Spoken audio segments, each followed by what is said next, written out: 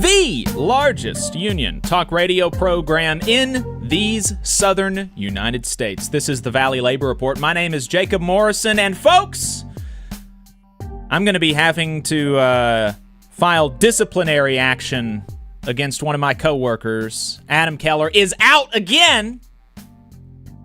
I don't know if this is acceptable. I don't know, and this is what happens when you hire union employees. You get problems with them clocking in. They just, every excuse they find, they won't come into work.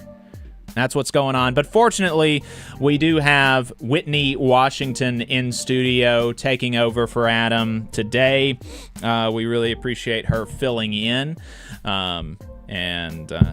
Whitney, hello. Hello, Jacob. Good morning. Good morning. It's good to see you. No, Adam, as always, does have an excuse. He is working for his other job. One of his several other jobs. Yeah. So, what do you mean you can't just come in every single Saturday for very little money? So, he is working, not lazy at all. He is working, and we appreciate the work that he is doing. He's in L.A. Right now, fighting for the working people of Alabama. We'll talk about that later on in the program. If you want to talk to us, the phone number is 844-899-TVLR. That is 844-899-8857. The phones are open now, so give us a call if you have any thoughts about the things that we talk about, or you want to ask us a question. That phone number is 844-899-TVLR. Or you could find us on Facebook and YouTube and hang out with us in the chat. Send us your thoughts that way as well. One of the stories in Alabama that's been going on, that's been kind of at the top of the headlines over the last few weeks, has been kerfuffles and controversies with PBS. Whitney, you've been following this. Can you talk about what's been going on with Alabama Public Television and PBS? Yeah, so a few weeks ago, the Alabama Educational Television Commission, which oversees Alabama Public Television, APT, announced that they were going to sever ties with PBS. They said the programming was a little too left-leaning and just wasn't what they wanted to air anymore. Unfortunately, PBS is responsible for roughly 90% of APT's programming, so this would be a pretty egregiously bad decision. And also, PBS has incredible programming, especially for young children that are in pre-K or able to afford fancy preschools. It's been a really essential educational component for young children for decades now. So this past week, the Alabama Educational Television Commission held a meeting in Birmingham to discuss this issue, and hundreds of people emailed and called. Dozens of people showed up to the meeting, some dressed up in Cookie Monster outfits, and ultimately KIV even encouraged them to delay this decision to actually evaluate how this would work. And so they did decide to continue their relationship with PBS at least through June of 2026. So we have about 7 months to continue that fight. And one of the things that you mentioned there that I think is really important for folks to understand is that the people who make the children's television for PBS, they really are focused on the educational value that they can put into these TV programs, unlike, the AI slop that you see on YouTube and stuff like that, that's targeted, that is scientifically targeted at children, not to encourage their development or stimulate learning processes or anything like that, but to stimulate the lizard parts of their brain to keep them glued to the TV or whatever is pushing the algorithm through to them. And that's not the case with the shows on PBS. And we actually had a few months ago a worker from Sesame Workshop who recently unionized. You can go and watch that interview that we had with this worker from Sesame Workshop who talked about their union campaign and why they wanted to organize. But one of the things that she talked about is how much work goes in to deciding what sorts of things to put into these programs in a way that's going to be educationally beneficial. They study the latest educational literature to make sure that they're, following, expert recommendations on what's developmentally appropriate for children. And so if you sever that partnership, you are going to be losing a lot for children in the state of Alabama. And we had a listener that actually went to that meeting. They called in and left a voicemail. Let's play clip 1 and hear what our listener who was at this meeting had to say. Hey, I just wanted to call in with a pretty good win from today.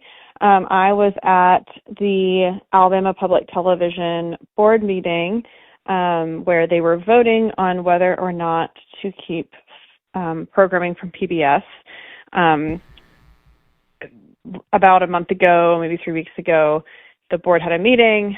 They are governor-appointed public commission board, where it was floated that they would potentially cut ties with PBS, really just for political reasons. It probably goes without saying, but this would basically just gut APT as an organization. It would mean, dozens of people losing their jobs, as well as not having access to the programming of PBS and the educational support in our schools from PBS. So anyway, today there's been a lot of public support for PBS and APT over the last 3 or 4 weeks. And today, I have to say, it was very satisfying. I was outside protesting, supporting PBS before the board meeting and then went in. And I have to say, it was satisfying that all of the board members that have been vocally against PBS did seem like they walked in with their tail between their legs a little bit. And they voted to fund the PBS partnership at least through June, which is when their contract is up. So we will, I think, have to do this all again in June. However, it is still a win. I think if they gutted the PBS partnership right now, from a labor perspective, a lot of people will lose their jobs. And then, of course, the equity in education and programming would be gutted in our state. So we're good through June. They also voted, Governor Kay Ivey came out with some support, sort of, for the PBS partnership. She did ask them essentially to delay the vote and get public input. In my personal opinion, she just doesn't want to be the governor when this happens, but it is still good regardless. And so they also voted to do some make a committee, do some public surveying, and I think that will show that PBS is popular. So we'll see what happens next, but it is a good one for today.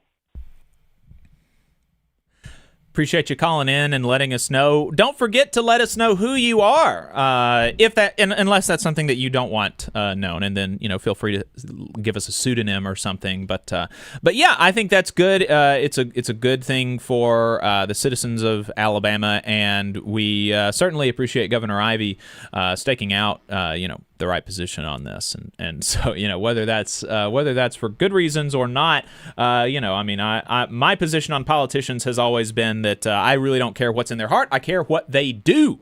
So yeah, and I think it's really interesting. Like APT, I don't think a lot of people know this. It's sort of like a public-private situation where like some of their staff is literally like our state employees, and some are like the nonprofit APT employees. And so this is, it could be a really tricky process if they had decided to end that relationship with PBS. And yeah, a lot of people would be out of jobs.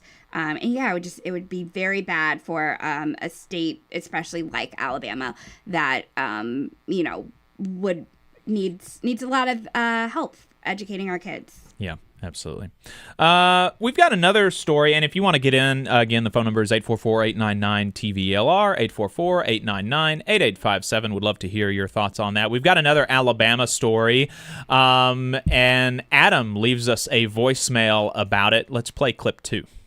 Hey, this is Adam reporting in from Los Angeles, where I was with the Recall Injustice at Hyundai Kia Coalition. We attended the enormous LA Auto Show, and before we were kicked out, we were able to deliver letters to executives at Hyundai and Kia requesting they negotiate a community benefits agreement to address documented issues throughout the supply chain, from instances of child labor to oppressive prison labor to serious safety concerns to environmental violations. I did it because I believe an injury to one is an injury to all. I believe the workers of Alabama, like working people everywhere, deserve dignity, justice, and respect.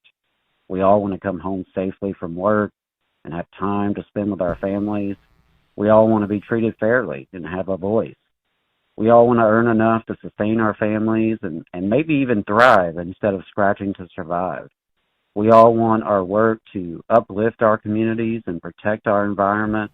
We all want to retire with dignity after a lifetime of hard work. And we all want a future our kids and grandkids can believe in. You know, Southern workers produce a lot of wealth for these companies.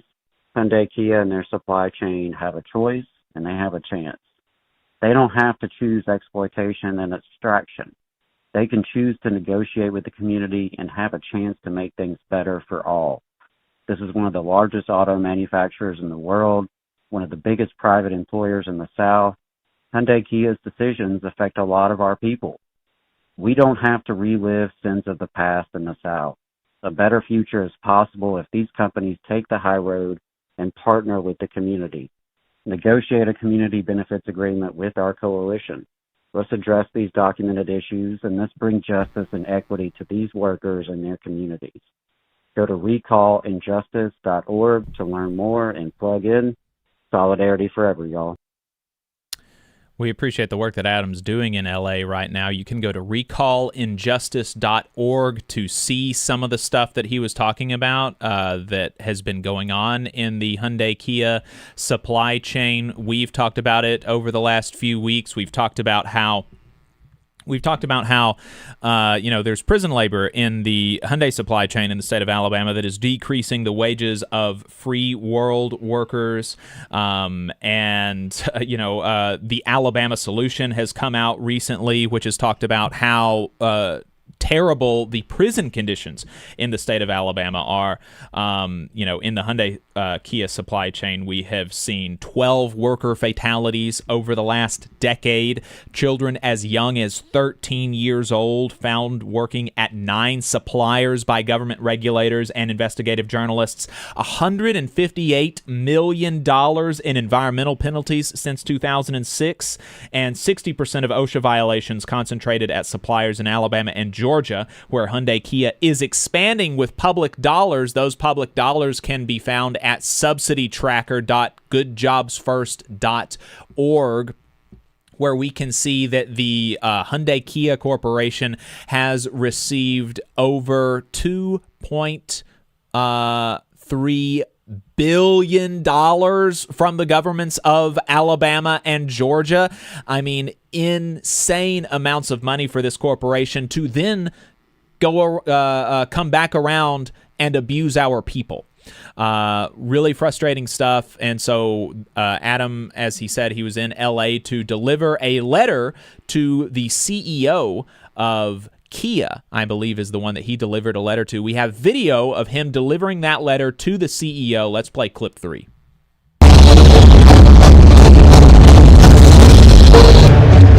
Hello. Hey, I'm from Alabama. I'm with the Recall Injustice at Hyundai Kia Coalition, and we have a letter to present to you with some documented instances of child labor, oppressive prison labor, environmental violations, and safety issues.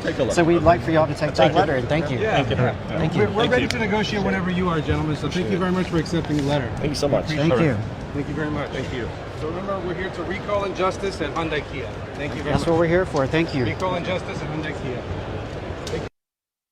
All right. So if you're just listening to us on the radio, you can find us on Facebook or YouTube at The Valley Labor Report to see the video.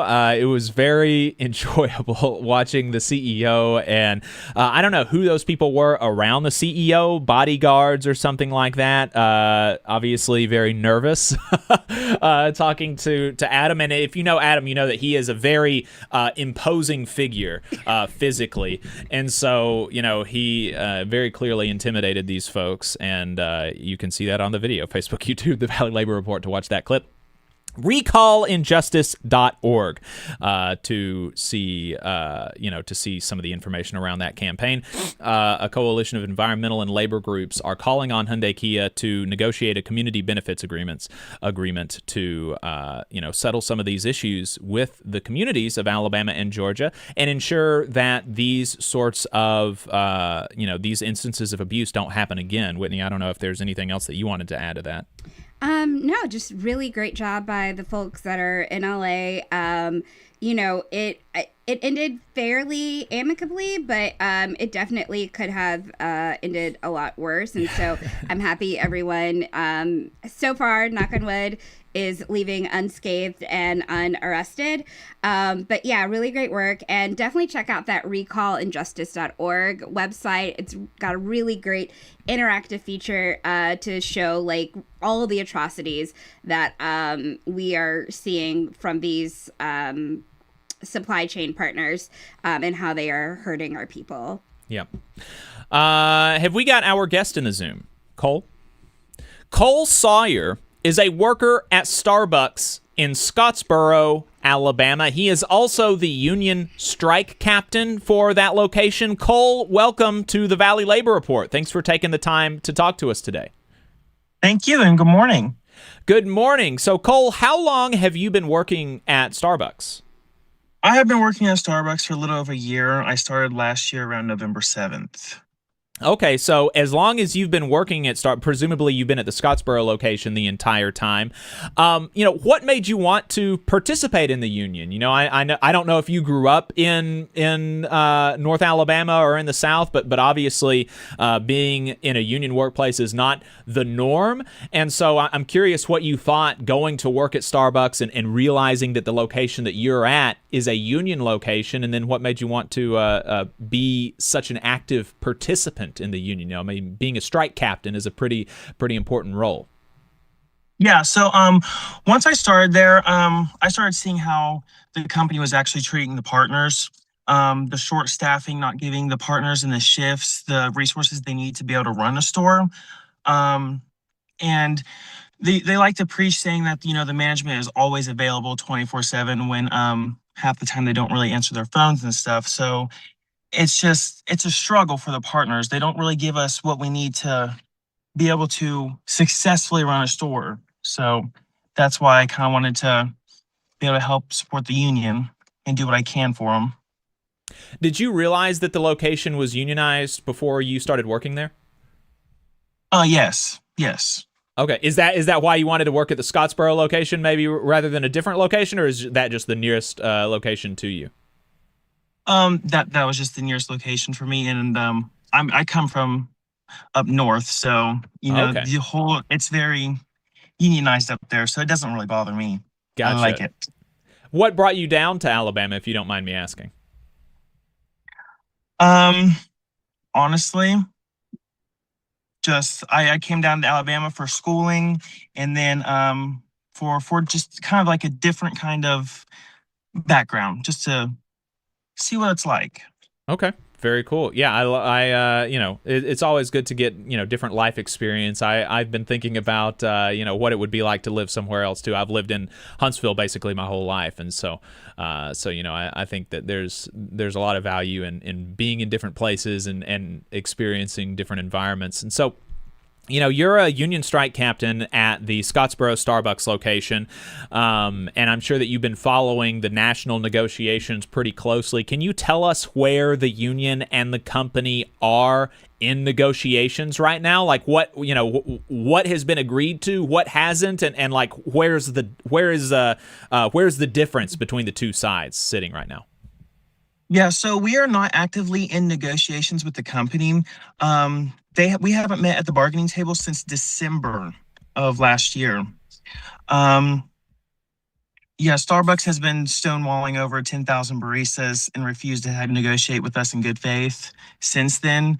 So, yeah, that's where we're standing at. We're trying to get them back to the bargaining table to be able to sign a contract and listen to us.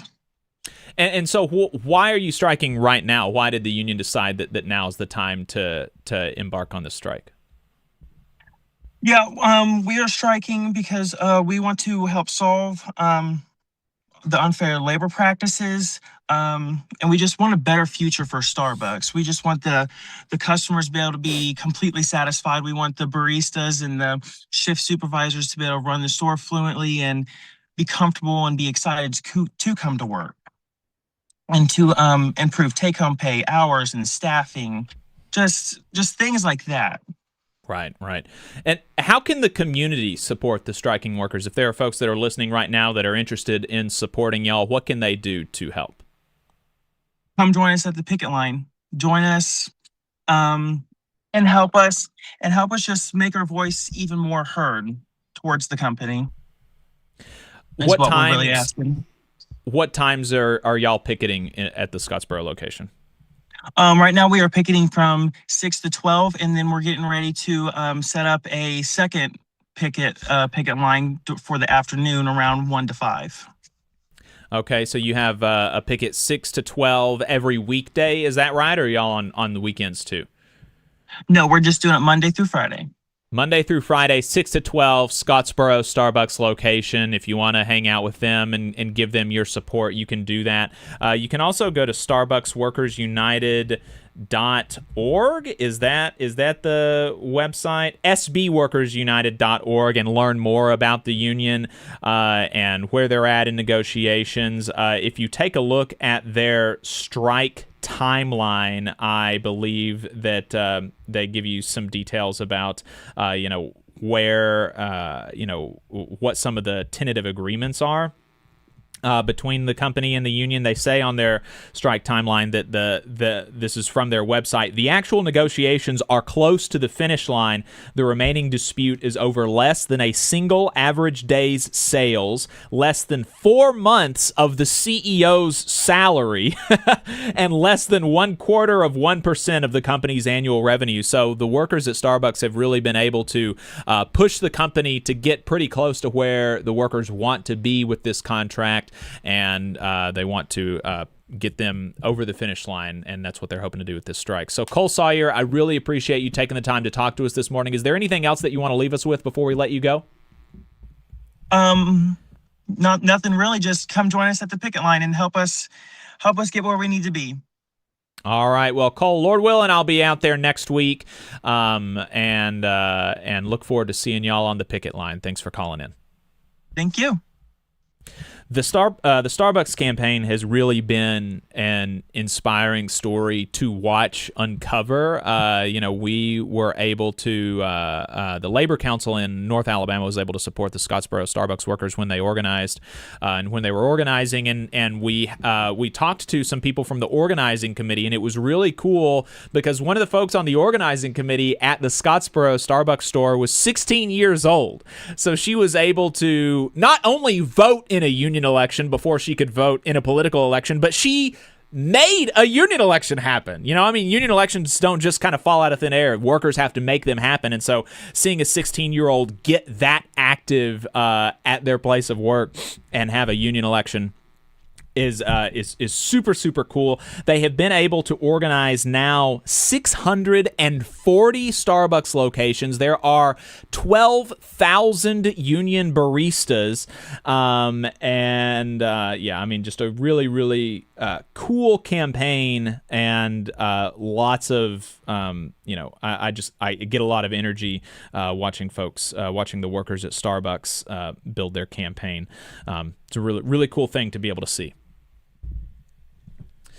844-899-TVLR is the phone number, 844-899-8857 if you'd like to call in and give us your thoughts. Whitney, I don't know if did you have any thoughts on that call or the Starbucks campaign generally? Yeah, no, it's just great to see what they're up to. And so we have 3 unionized Starbucks in Alabama, right? In Huntsville, Birmingham, and Scottsboro. Yeah, so, you know, wherever you're at, try supporting your local workers that are really like fighting not just for themselves but for all of the workers at Starbucks, which is like just such an ingrained American institution at this point, especially right now in the holidays. They are facing people treating them just absolutely insane, going after some of this like holiday merch. I don't know if you've seen anything about that. So like the least they deserve is to like be protected at work. Yeah. And the union is calling for a boycott of Starbucks at all locations. So one thing that you can do to support the workers on strike, even if you're not near enough to a picket line, is not go to Starbucks until the strike is over. So once again, the union is calling for a boycott of Starbucks at this time. And so, if you want to support the union, then don't go to Starbucks. And again, sbworkersunited.org is the website if you want to go and learn a little bit more about the union and their campaign. It's a really cool one to watch. I'm excited for the rest of the program. We are going to be talking to Jordan Barab, a former Deputy Assistant Secretary of Labor at OSHA, about how Elon Musk is just destroying OSHA and ramming over OSHA protections for his workers really across the country. And so looking forward to that conversation. We're also going to be talking about some good news for federal workers, which I know is few and far between, but we'll be talking about that on the other side of the break. And we'll be taking your calls at 844-899-TVLR. In the second half of the program, we're going to be talking to Dave Kamper, a senior strategist at the Economic Policy Institute and author of the new book, Who's Got the Power? The Resurgence of American Unions. Excited to talk to him about that book. We'll also be talking to an educator from Minneapolis about their new contract that they got after a credible strike threat, and talking about Canadian auto workers threatening to occupy their factory. Really, really cool stuff happening up there. So excited to talk about all of that. If there's something that you would like to hear us talk about and we haven't mentioned it, 844-899-TVLR is the phone number, 844-899-8857. Joe is in the chat, says good morning. Good morning, Joe. Appreciate you hanging out with us as always. In the Facebook chat, or in the YouTube chat, Adam is in there saying, what's up from LA, where it is surprisingly unsunny. That is some bad luck to have a trip to Los Angeles. Like the 3 days it's not perfectly sunny. Yeah, that is a really, that is really bad timing. Quirky Geek Girl, our listener from Canada, says, good morning. Glad to see Whitney filling in for Adam today. And also just saw a video on the repercussions of if public broadcasting funding is cut at the national level, how it'll affect rural communities, the most losing important local radio. Yeah, it's not going to be good. Union Joe says solidarity. Union Gus says good morning, solidarity, y'all. That hat is dope. Yeah, I got this from a Canadian union radio program or union podcast or something, and the name is blanking on me right now, but it's like a labor podcast from Alberta, and they sold these hats for a little while. The hat is just a trucker hat that says I always pay my union dues, and it's a good hat. I agree. We're going to be taking a break here momentarily. Looking forward to the rest of the program. 844-899-TVLR is the phone number. Or if you want to leave us a written note, you can do that at tvlr.fm/contact. That is tvlr.fm/contact. Again, when we come back from the break, we're going to be talking to Jordan Barab about how Elon Musk is destroying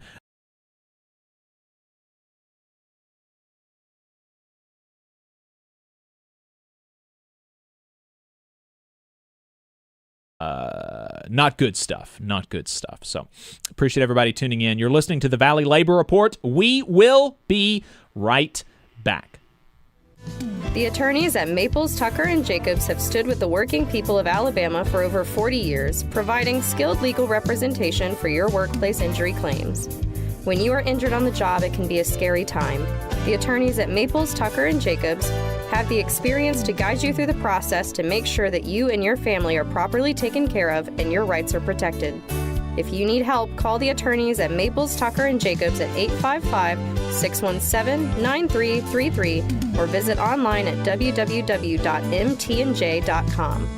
No representation is made that the quality of legal services provided is greater than the quality of legal services provided by other law firms. Support for the Valley Labor Report comes from the International Federation of Professional and Technical Engineers Union. Learn more by visiting www.ifpte.org. Are you looking for a better future, a career that can have you set for life, and to be a part of something that's bigger than yourself? If you are, then consider a skilled trades apprenticeship with the International Union of Painters and Allied Trades. The work of IUPAT is all around us, from the industrial painters who work on the bridges to drywall finishers, floor coverers, the glazers who install the glass in our skylines, and so much more. With an IUPAT apprenticeship, you earn while you learn and receive benefits while learning the trade, including a pension. We provide world-class education free of charge. That's right, no student debt. Our starting salaries for apprentices that graduate is above the national median salary with benefits for entire families. And you have the flexibility to take your trade wherever you'd like in the country to work. IUPAT District Council 77 covers our entire region, so give Adam Booth a call at 205-603-3142 for more information. Again, that phone number is 205-603-3142. Come build a better future with us today and join IUPAT. We're the nurses, firefighters, and claims representatives that help keep our government services running. We respond to natural disasters. We care for our nation's veterans, and we investigate discrimination in the workplace. We are federal and D.C. government workers, and we are proud to serve the American people. Working in more than 70 agencies across the government, we know we can fulfill our mission because our union has our back. Learn more at afge.org. Paid for by the American Federation of Government Employees, AFL-CIO. Since 1889, the National Association of Letter Carriers has protected the rights of city carriers as they deliver the mail and offer support for their community. The Alabama State Association of Letter Carriers makes their legislative voices heard when it comes to issues involving the U.S. Postal Service and the working members of the union. The National Association of Letter Carriers has been longtime supporters of the Muscular Dystrophy Association and the Stamp Out Hunger food drive. This message is sponsored by the Alabama Association of Letter Carriers. To learn more, visit NALC.org.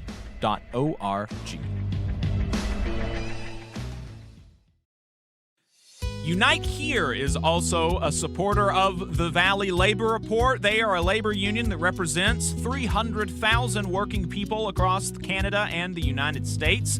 Their members work in the hotel, gaming, food service, manufacturing, textile, distribution, laundry, transportation, and airport industries. You can learn more about Unite Here at unitehere.org.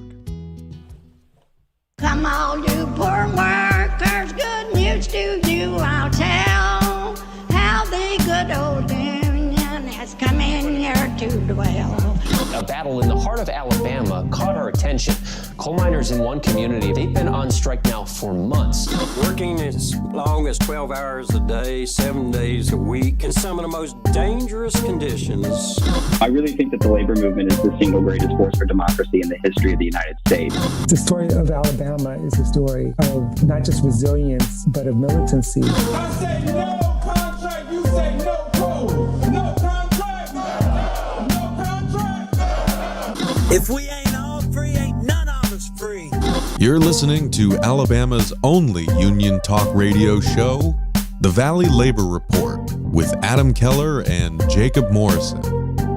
That's right, folks. From the mountains of Tennessee to the bayous of Louisiana, broadcasting live online and on the radio from the heart of the Tennessee Valley, the Spice Radio Studios in Huntsville, Alabama. This is the Valley Labor Report. My name is Jacob Morrison, here with my co-host Whitney Washington. Adam Keller is out this weekend. Today on the program, we just had a conversation with a Starbucks worker from Scottsboro, Alabama, about their strike of the company, the largest in the company's history. If you missed that, you can find it on Facebook or YouTube at the Valley Labor Report.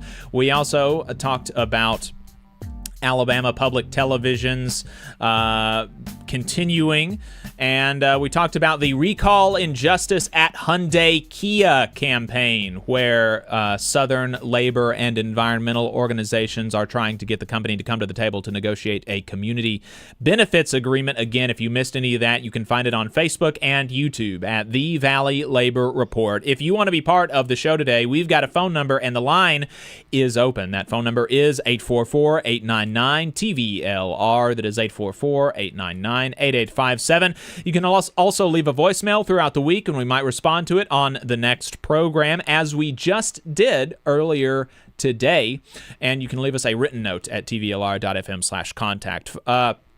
If you haven't gotten enough of us by the time that we wrap up here on the radio, or if you just want to see what we're up to throughout the week, you can find us anywhere you find anything online, in particular at our website, tvlr.fm, but we are also on YouTube, Facebook, and wherever you get your podcasts, all at the Valley Labor Report. Just a reminder, your support helps us stay on the air. Our largest single source of funding comes directly from our listeners, so if you want to become a sustaining donor to the program or make a one-time donation, you can go to tvlr.fm/donate or patreon.com/The Valley Labor Report. We've got a bunch of cool merch for sale at tvlr.fm/store. And if you're a member of a union, then think about getting your local to sponsor the show. You can reach out to us for more details on that. Let me add a disclaimer that any viewpoints or opinions expressed in this program belong solely to their author and do not necessarily represent any organization or sponsor. We welcome all of our listeners, whether you are on YouTube, Facebook, WVNN, WZZA, WHIV, WGOW, Means TV, or through your favorite podcast app. We are proud to be part of the Labor Radio Podcast Network and encourage our listeners to check it out. As most of you know, we are not media professionals, just a few diehard unionists who want to amplify the voices of the working class in the American South. We're hoping this project can make a difference on that front and that we can't do it without you. We want to thank everyone for tuning in, whether you're a loyal fan or a first-time listener. We appreciate you spending some time with us. Absolutely. And so, like I said, we've got some good news for federal workers this week. We are not going to be doing Last Week in Southern Labor. Weren't able to prep for that segment like normal, so we will have an extended version of it next week, and it'll cover 2 weeks of what happened in Southern Labor. But we do have a good story for federal workers.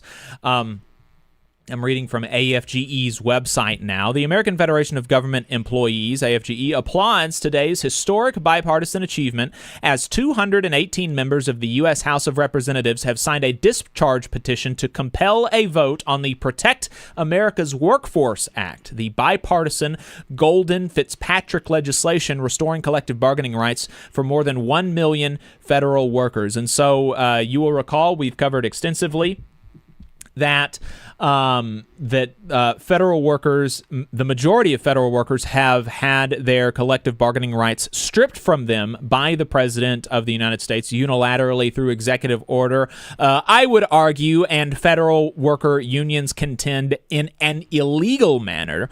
And that case is working its way through the courts as we speak. The Supreme Court has not decided one way or another at this point whether or not the stripping of federal worker union rights is illegal. But another way to address that is for Congress to act, right? Congress can say, we do not agree with what the president has done through executive order, and we can reverse that. And the House of Representatives, a majority of people, a majority of representatives in the House of Representatives have now signed a discharge petition, which is going to mandate the House vote on the Protect America's Workforce Act, which would repeal Donald Trump's executive order and give back to over 1 million federal workers their collective bargaining rights. That is a really big deal.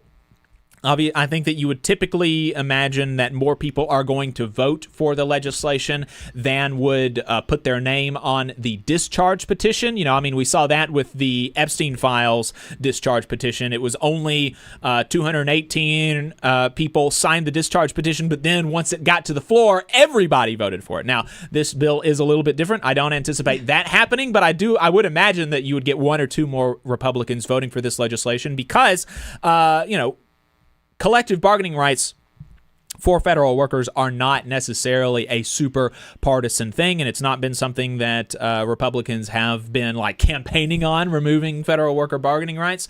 So I anticipate, and so does AFGE, this legislation passing the House, where it's going to face a bigger hurdle, is going to be in the Senate. And so we'll be following that legislation as it works its way through the Senate. And then obviously if the Senate passes it, it's going to have to go to the president's desk. So, I don't necessarily think that this legislation has great prospects of passing, but another piece of legislation that does have good prospects of passing is the National Defense Authorization Act, right? That bill always passes at some point, and in the House version of the NDAA, the House version, that contains a provision to restore collective bargaining rights to hundreds of thousands of Defense Department civilian workers, right? Because the NDAA primarily focuses on, defense and military stuff, and so the NDAA is not going to be a place where you can restore collective bargaining rights to other federal workers, but you can restore collective bargaining rights to Defense Department workers in the NDAA, and that is what the House-passed version of the NDAA does. Now, the Senate-passed version of the NDAA does not contain that provision, but the NDAA is in conference right now. That's what happens when a bill passes in both houses of Congress, but they're a little bit different. So now committees from House and the Senate are coming together to try to, paper over the differences between their different versions of the legislation, and then they're going to take it back to both houses to vote on again. So federal employee unions are obviously lobbying very hard for that provision of the NDAA that passed in the House to remain in the joint NDAA once it is passed. We'll be following that closely as well. Obviously, that is something that the federal employee unions have been pushing really hard for, and I think it's a really big achievement that they were able to get it in the House-passed version of the NDAA. Really, really good news for federal workers here. A lot of them may be getting their collective bargaining rights restored one way or another. Now, I've had some good news for federal workers. I'm going to pair that with some bad news for federal workers. The Trump administration is getting closer to enacting their rule to further politicize the federal workforce. You'll remember in the first administration, they were doing that with Schedule F. That's what they called the policy. They are now calling it Schedule P/C.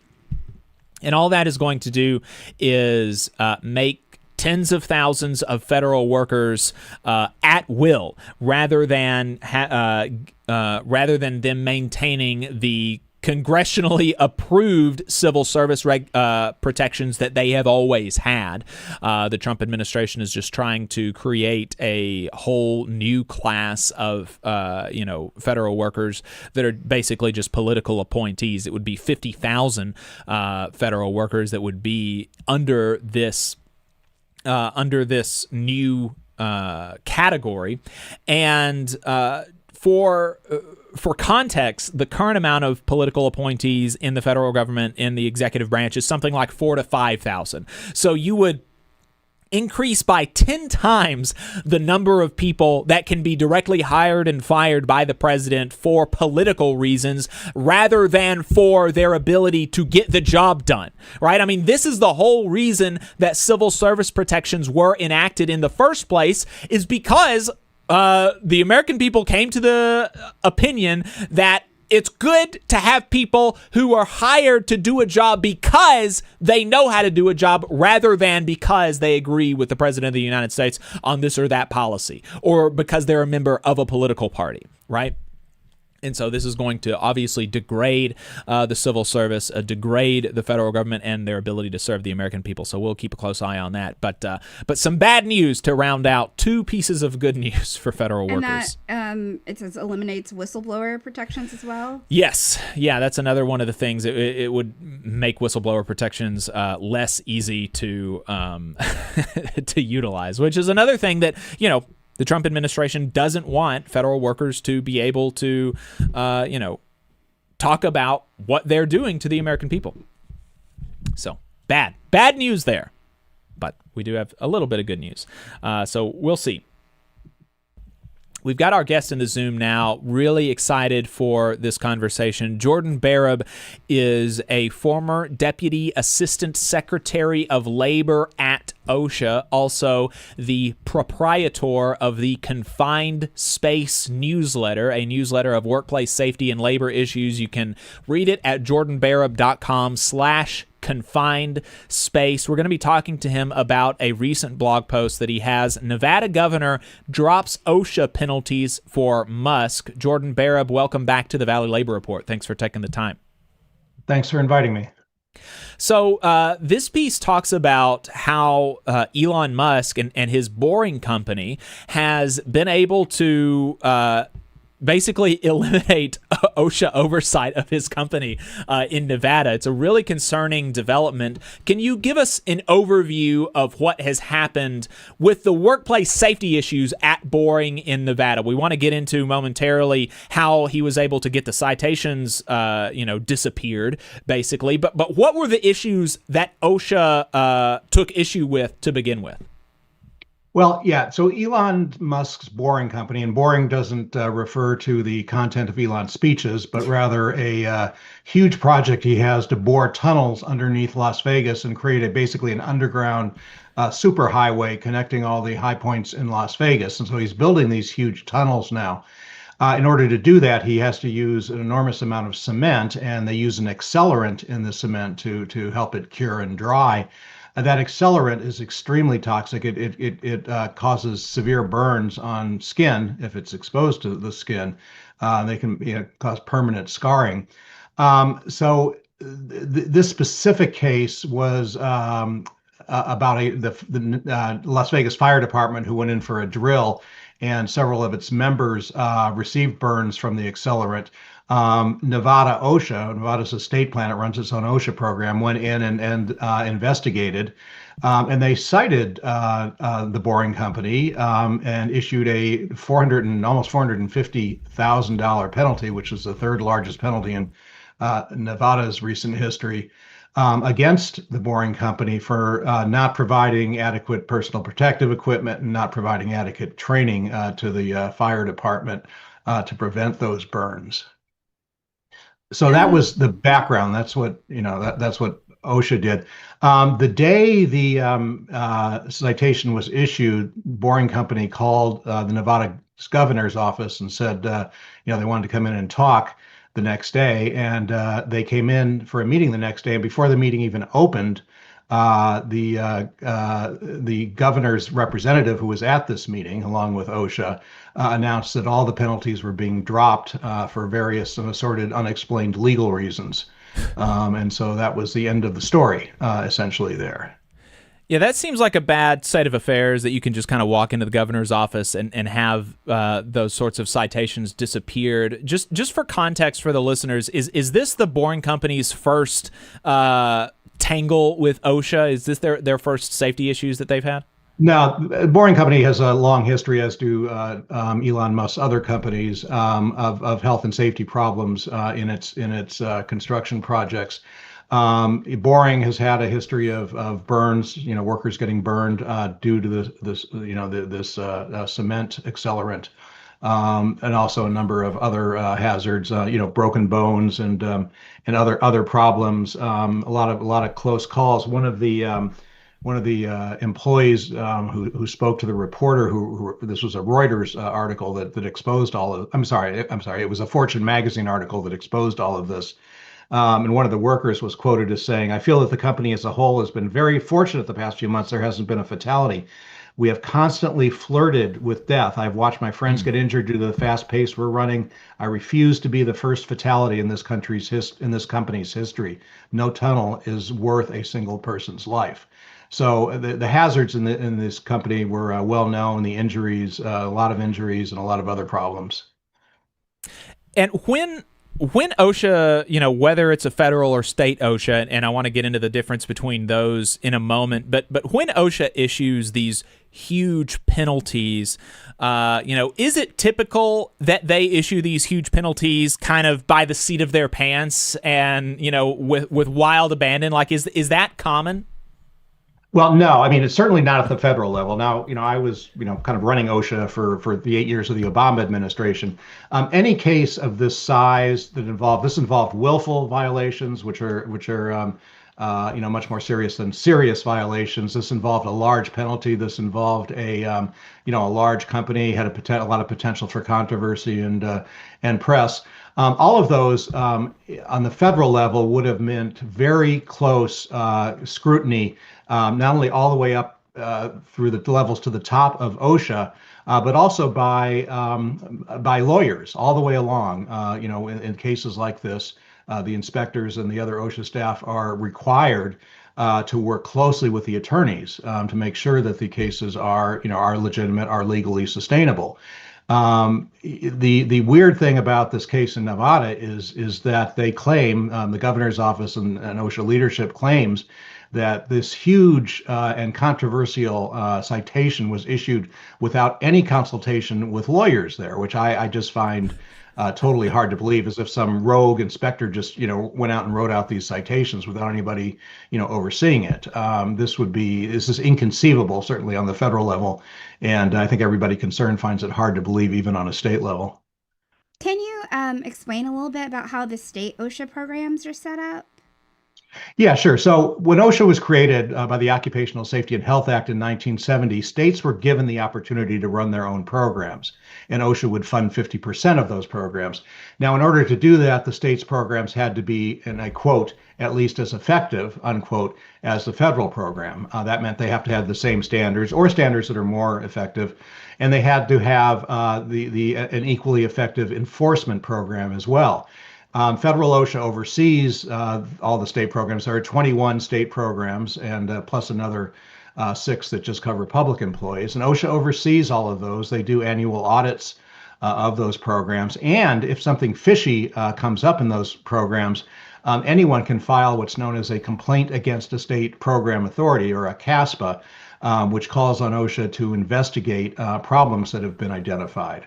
And OSHA, is quite active in overseeing the state programs and, when needed, investigating any kind of problems or anomalies similar to this one in Nevada. Basically what happened is they were able to get, some boring company executives had a meeting with the governor's office, and these citations just disappeared. How does it normally happen that a company contests findings from OSHA? Like that's obviously not the normal process. Can you explain to us what the normal process would be for a company disagreeing with OSHA? Yeah, the normal process is OSHA will issue the citation. The employer then has 15 days to decide whether to contest or challenge the citation or not. Within that 15 days, the employer can meet with OSHA to reach some kind of what they call an informal settlement, which is either where they can request that some of the penalties be dropped, or they be reduced from, say, willful to serious, or that the penalties be reduced. OSHA has an incentive to reach some kind of settlement and not have, because once you contest, it goes into the court system and it gets very resource intensive and complicated. So a lot of times, OSHA will reduce the penalties or make some other changes in order to prevent the employer from contesting the violation. If the employer nevertheless decides to contest the violation after 15 days, then it goes through a whole legal process, which can often take months or years to resolve. But that is the normal process that it seems like everyone except for Elon's companies have to follow. And can you explain what they've created now that they've done this? They've done this whole thing, and in addition to disappearing the citations, they also initially disappeared the records of the meeting. I mean, they were trying to cover this whole thing up. I don't know if you want to say more about that, but subsequent to that, they created a whole new rule for big companies. Can you talk about what that rule means and why that's really a bad double standard to set for these huge corporations? It's very strange.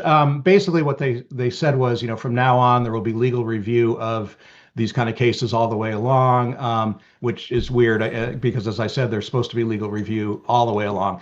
But what they also did was for any, large companies that might generate, some, controversy or press, that they would have to have a full month of review at the end of the process. And the OSHA only has 6 months to issue citations after the initial inspection. So adding a month takes off a significant amount of time from the process. And so that's a bit strange and seems like something that they're just trying to put in there to kind of show that they're doing something.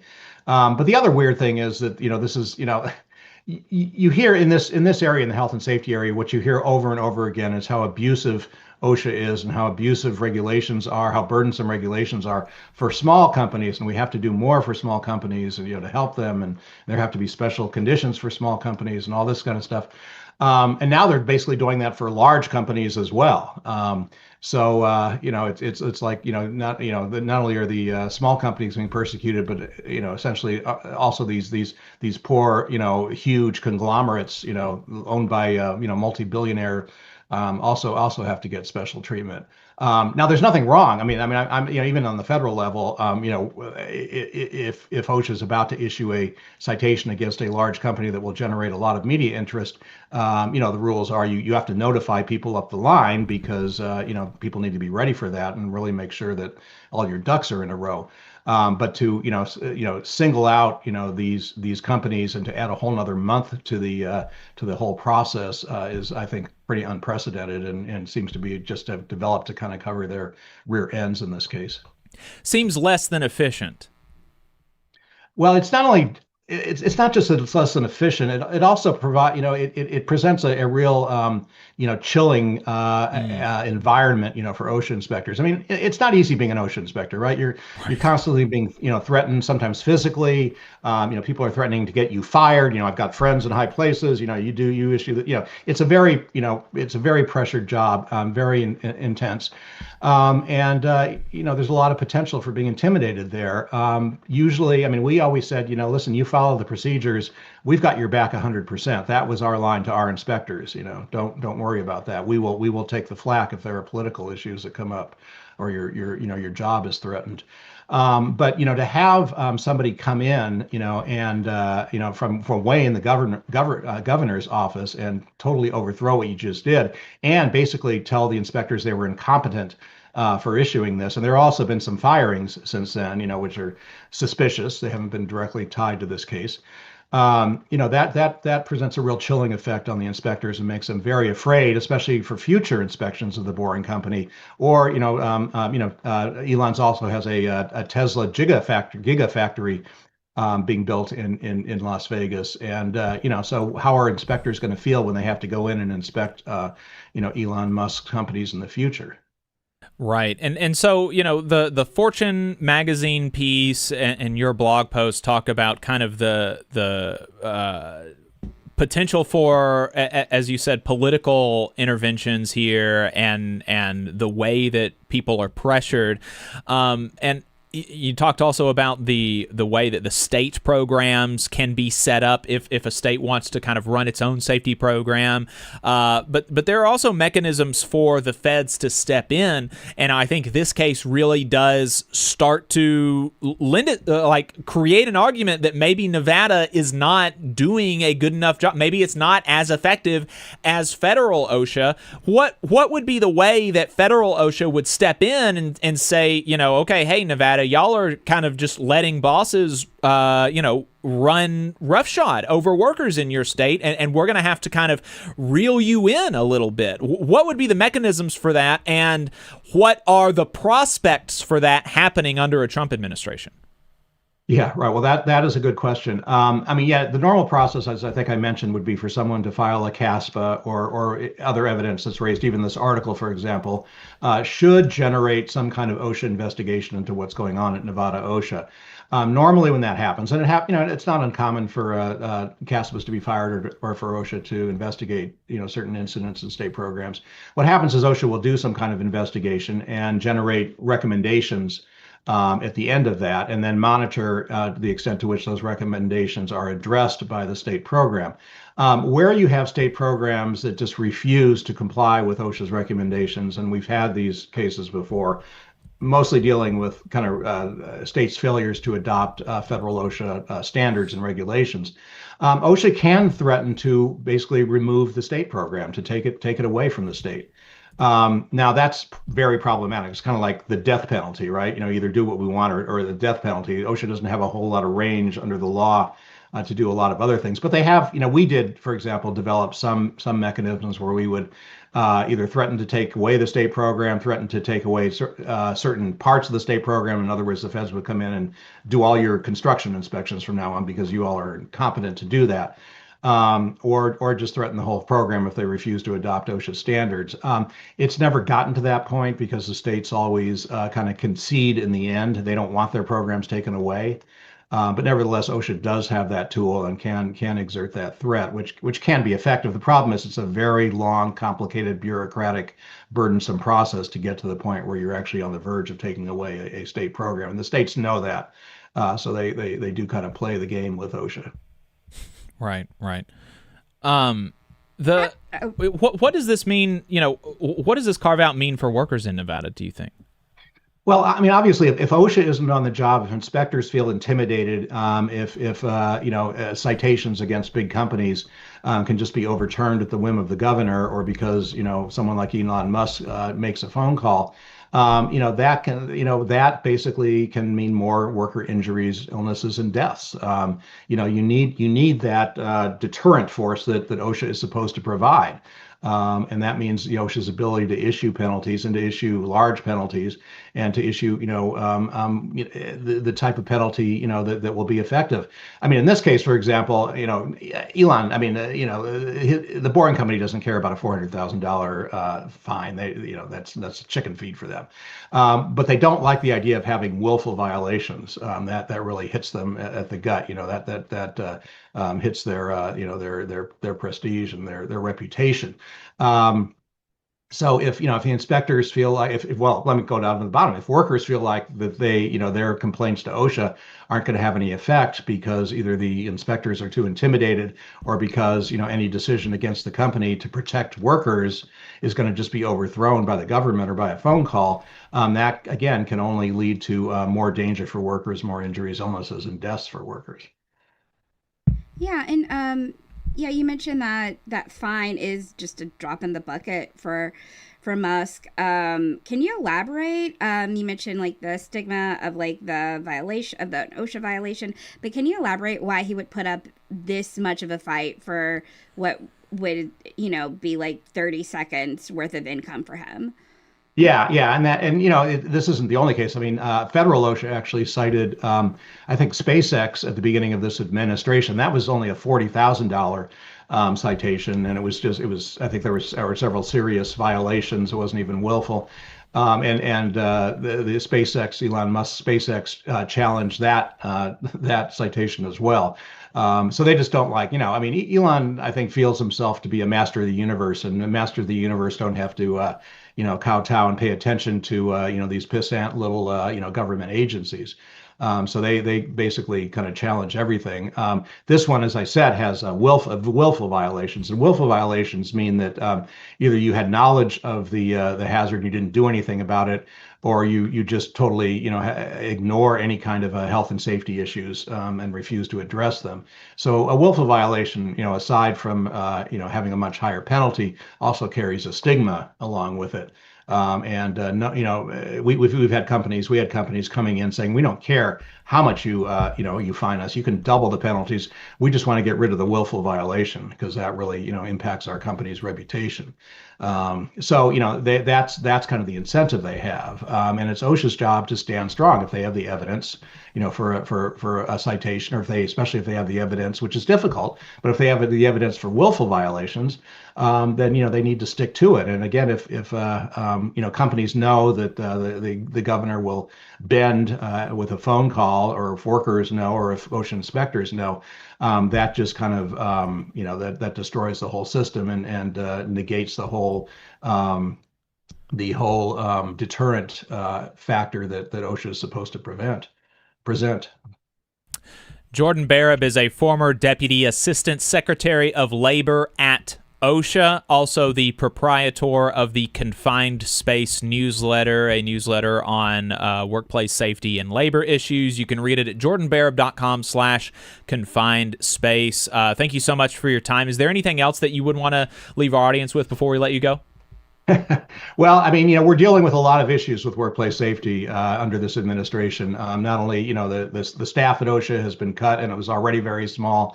It's facing possible budget cuts. We've already seen other health and safety agencies like NIOSH almost destroyed. We're seeing a silica standard that is supposed to protect mine workers from black lung not being enforced.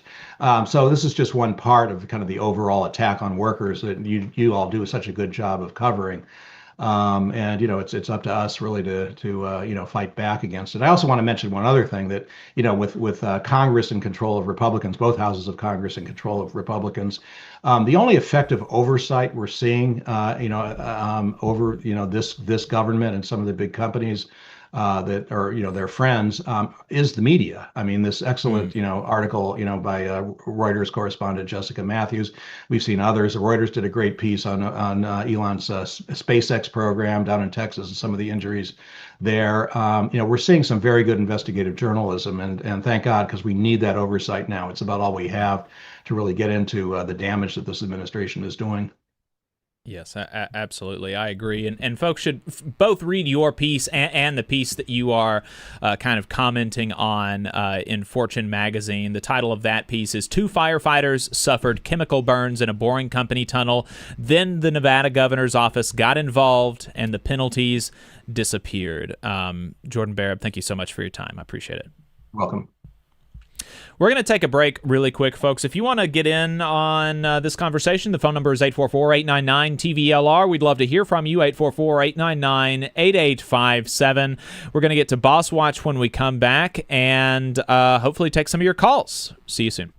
The Laborers International Union of North America, LIUNA, Local 366, is proudly recruiting North Alabama local workers to work construction and nuclear plant maintenance. If you're interested, please contact April at our training center to start the process at 256-904-1753. No experience is needed. We offer free training, but you must be able to pass a background check and a drug test. Local hiring that grows our community with good-paying jobs that have benefits is our mission. Live better, work union, Local 366, feel the power.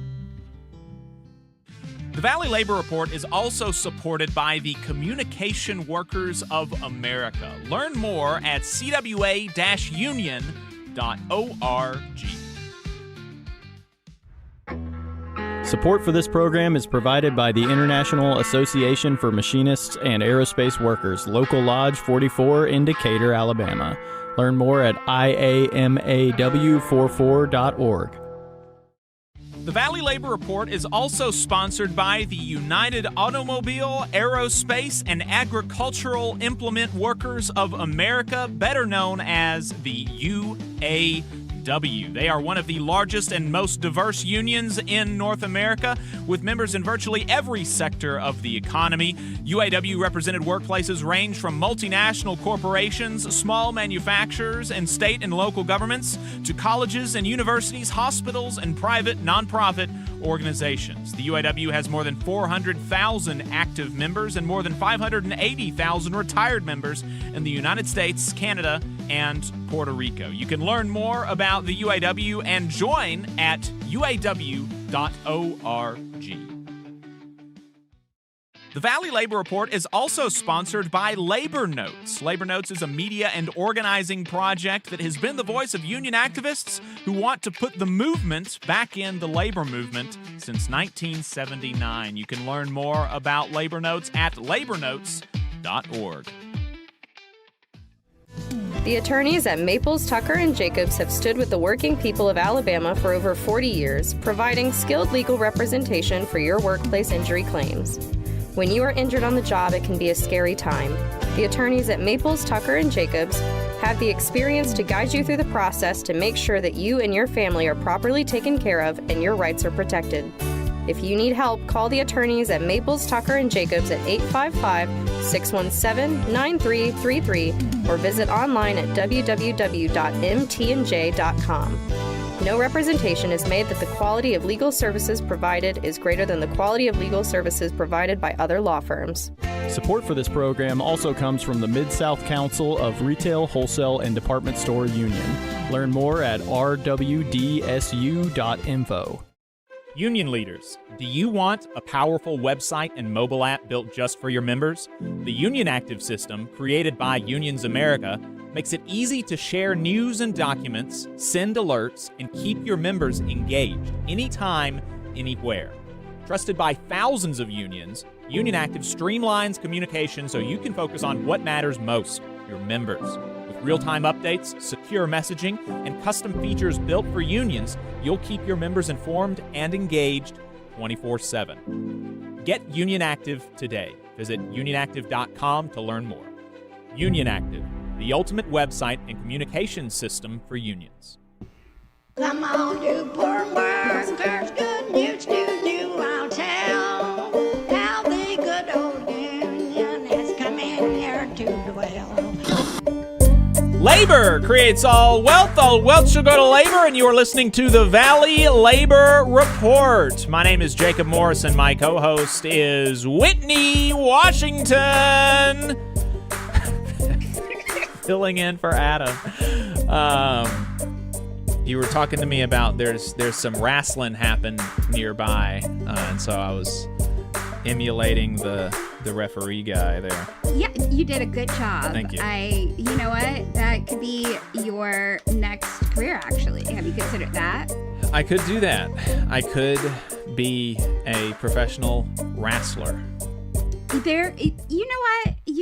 I feel like you're joking, but there are some like slim guys that do it, and they do it very well. No, you could. You'd be like the underdog. I would be like, yeah, like I would. The Rey I would Mysterio of today. Yeah, like you could have like a whole like union theme to it, like you know, like you got like the People's Hammer, punch your card, like that could be like your phrase or something. Like I could see it. I could see it.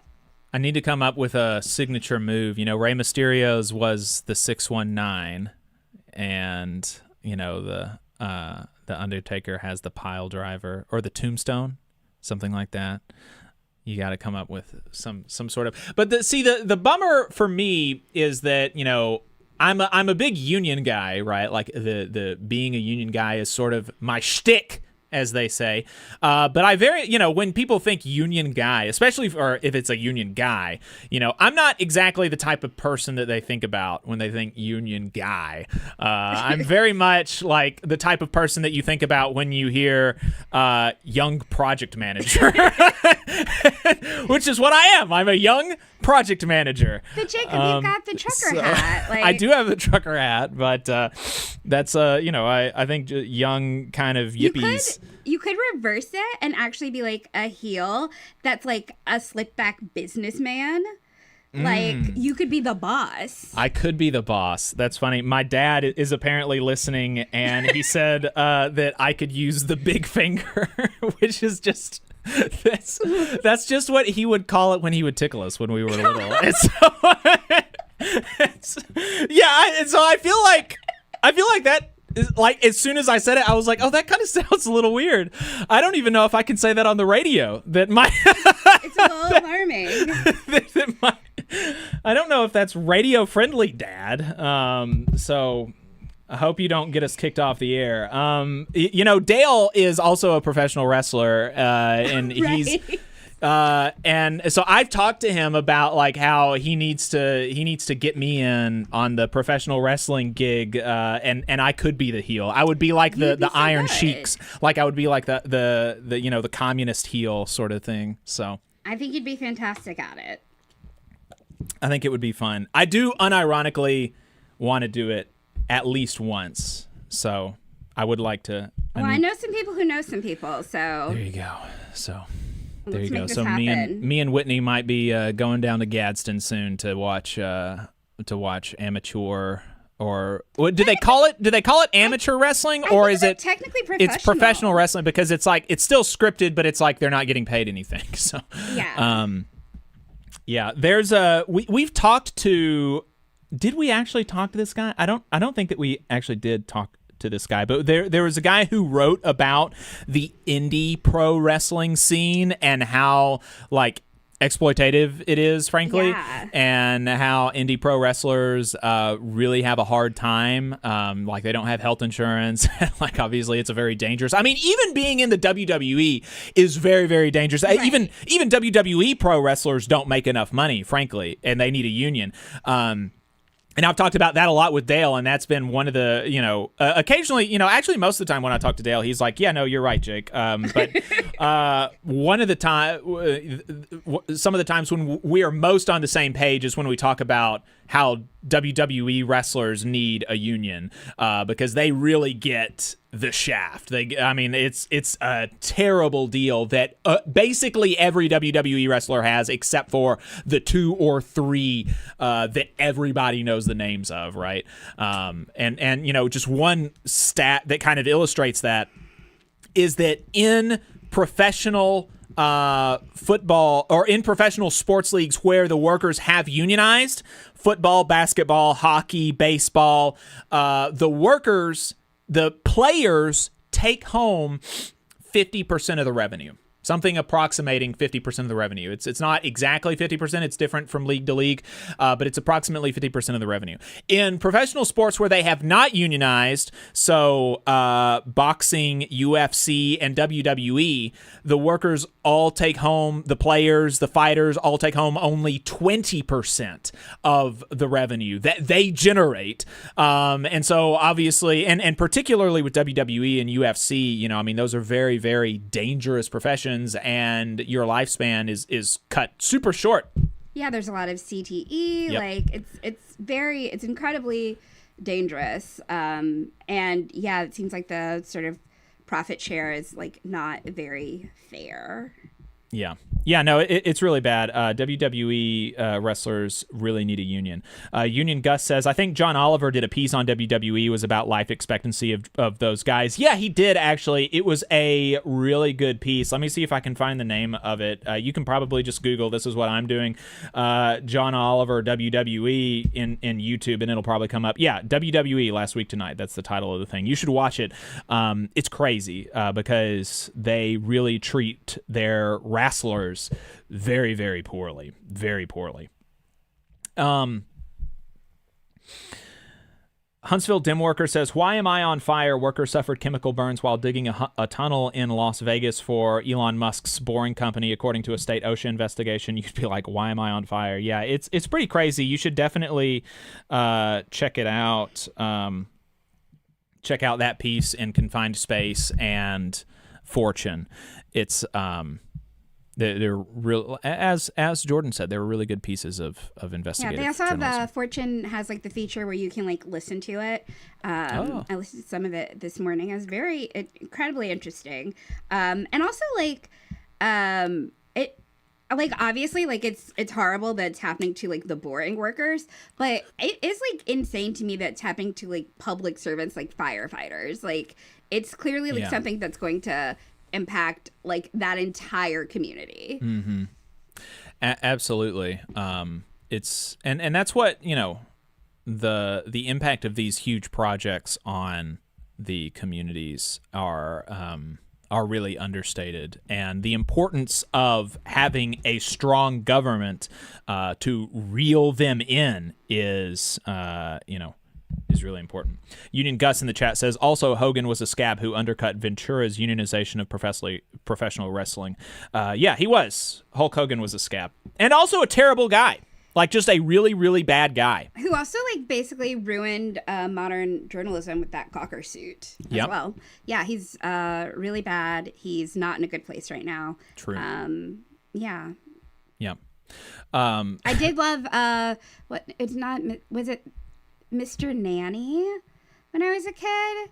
I enjoyed some of his movies when I was a kid. Is that a wrestler? Mr. Nanny? No, it was a movie and Hulk Hogan was like a nanny. Oh, no. It was like from the 90s. I must not have seen that one. Yeah, I was not into wrestling, but I was in, that movie was very fun to me when I was a kid.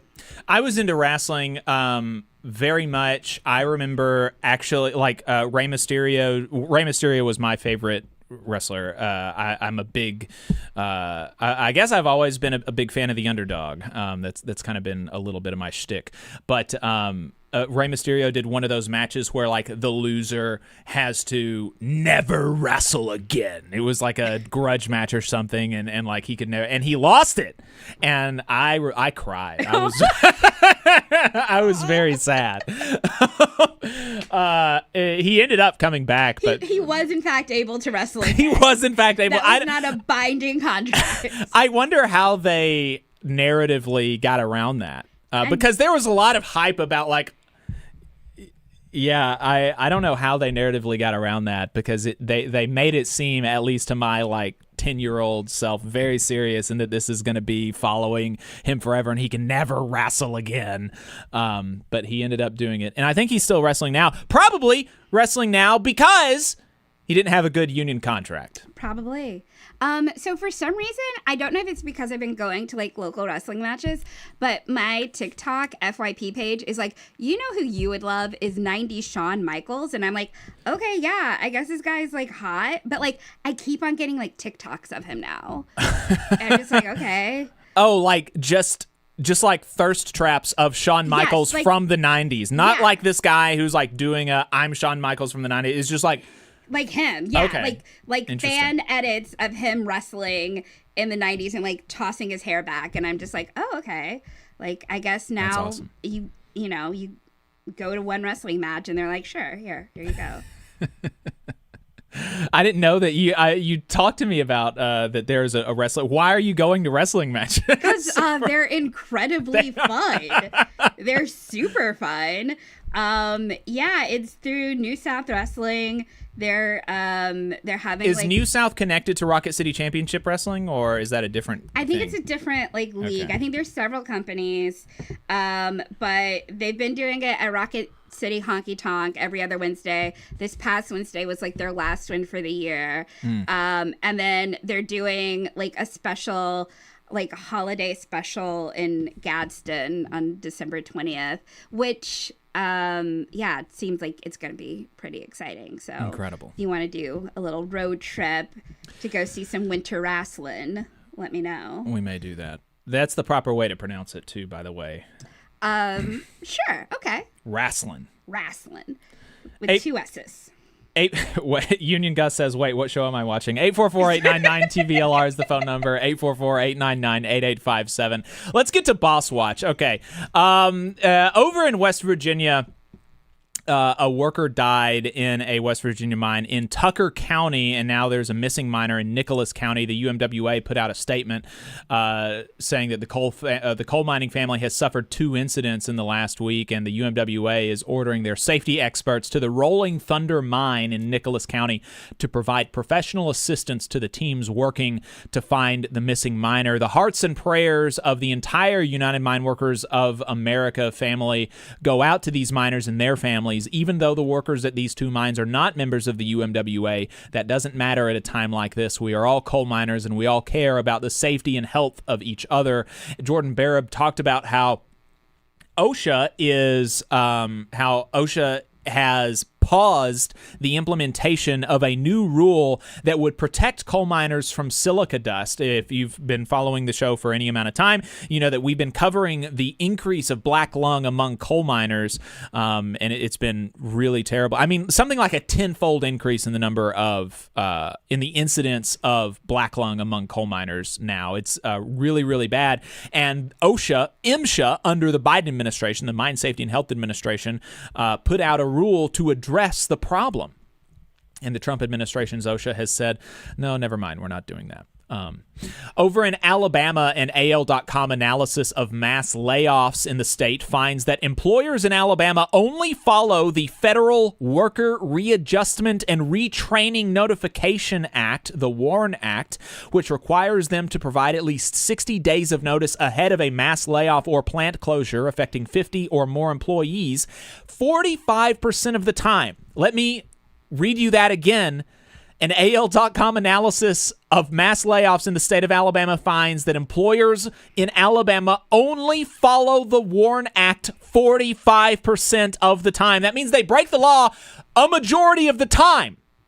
That means that employers who engage in mass layoffs in Alabama break the law literally a majority of the time. But AL.com found that the state's workforce agency, which can investigate and act against employers who violate the law, have never done so on behalf of wronged working Alabamians. You should definitely check out that AL.com article. The title is "Alabama Workers Caught Up in Mass Layoffs Are Often Notified Late. Data Shows." I mean, really, really terrible stuff. It's insane that, literally never enforcing the law that a majority of employers break in the state is crazy. And what would the punishment be? Probably a fine or something? The punishment could be, I don't think it's very much. I think the punishment is paying the workers. So what the law says that you've got to give 60 days notice ahead of a mass layoff. And so breaking the law means that you don't give that full 60 days notice. And so typically what happens when workers bring a private lawsuit is that they get back pay plus some amount of damages. And so that would typically be the remedy, is that you have to provide back pay to the workers for the 60 days that that they were supposed to have been able to have to look for a new job. So that would probably be the remedy. Union Busters is a segment of Boss Watch that covers national updates. It's sponsored by Labor Lab. Labor Lab is an employer watchdog organization committed to safeguarding the right to organize through unions, collective bargaining, and mutual aid. They do this by combing through reports that Union Busters are required to file with the Department of Labor. Last week, 4840 Solutions in Pennsylvania hired Oscar Wilmington for $300 an hour. Workers did lose that union election 6-29.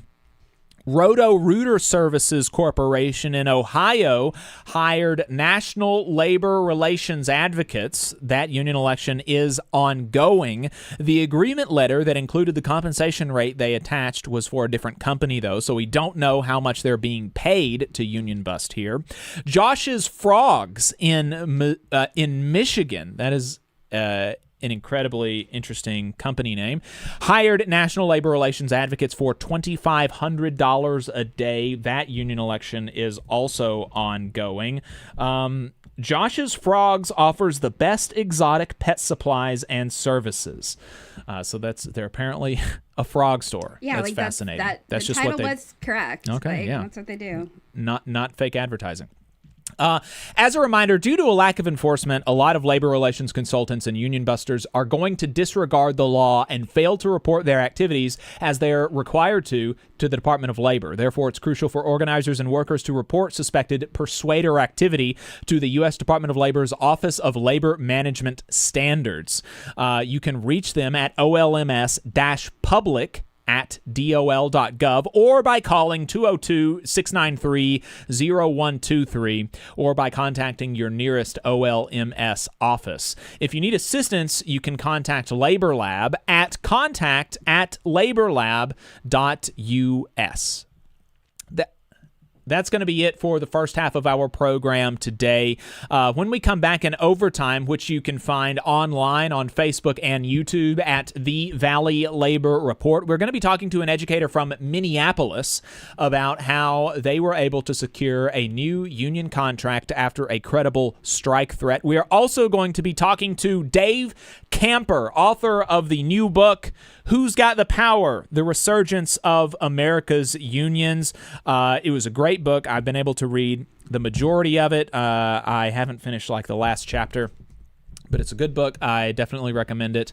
And then we're going to be talking about Canadian auto workers threatening to occupy a plant as GM is threatening to move the equipment to a different country. So lots of cool labor stories to talk about in the second half of the program, which you can find online on Facebook and YouTube at The Valley Labor Report. If you don't follow us online, though, and you're going to leave us after we wrap up on the radio, we really appreciate your time. We thank you for listening. If you want to follow us during the week, you can go to tvlr.fm. If you'd like to make a donation, you can do that at tvlr.fm/donate. And if you would like to buy some of our merch, you can do that at tvlr.fm/store. About to head into overtime. If you don't follow us, then we'll see you next week.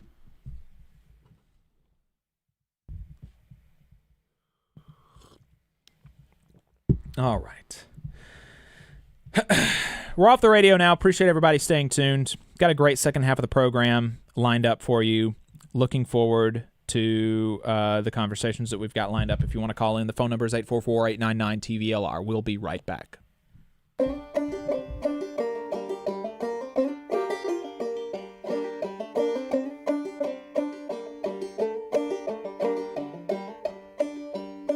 on, you poor workers, good news, I'll tell how the good old union has come in here to dwell.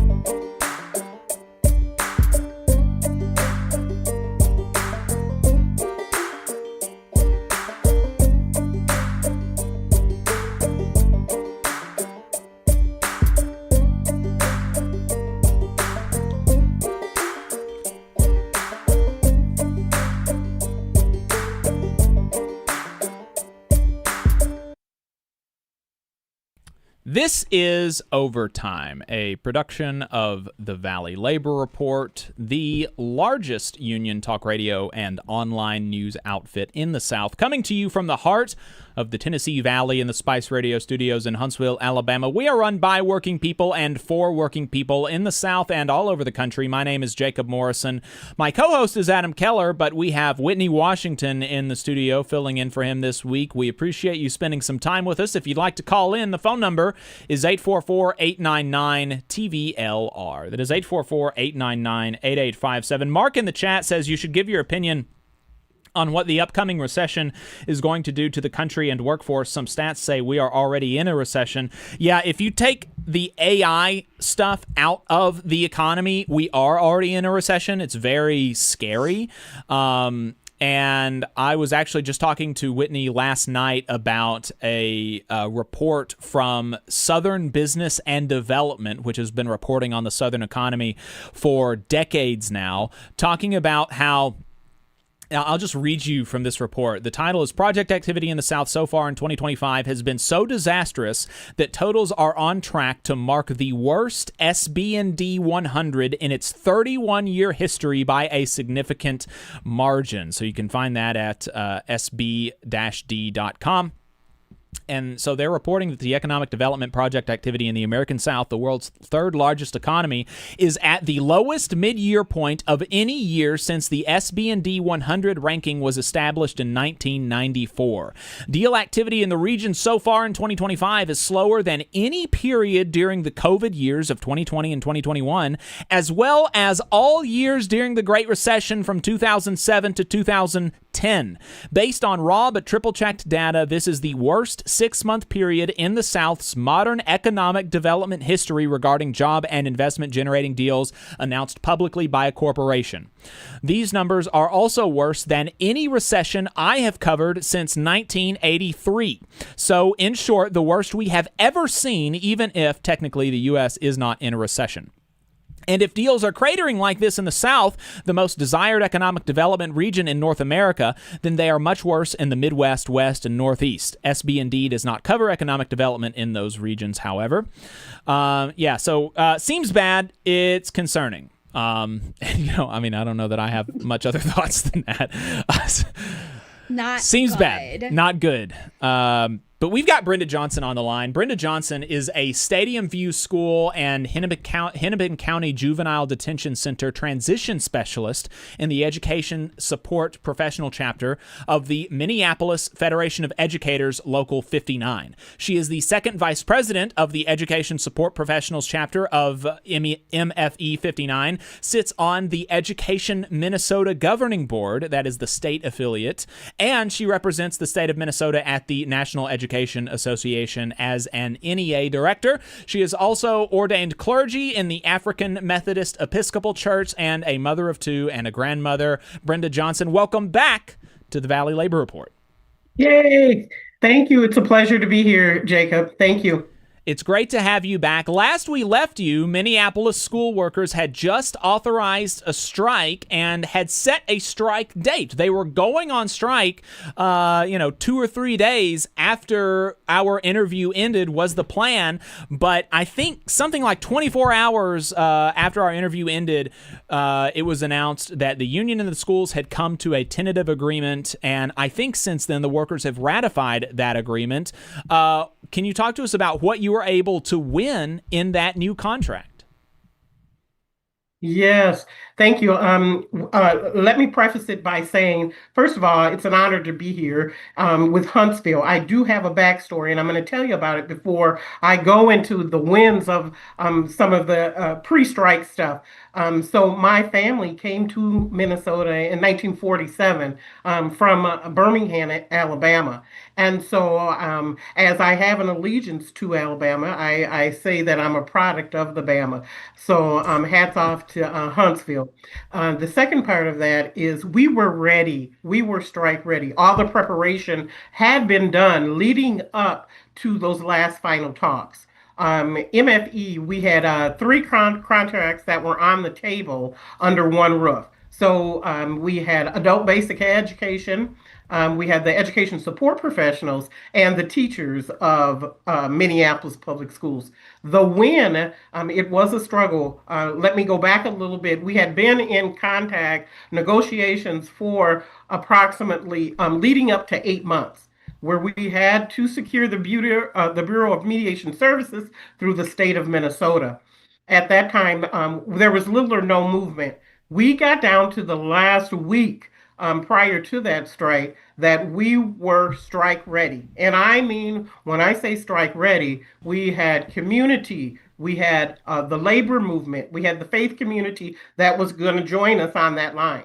Those wins came in. We were asking for a livable wage for hourly employees.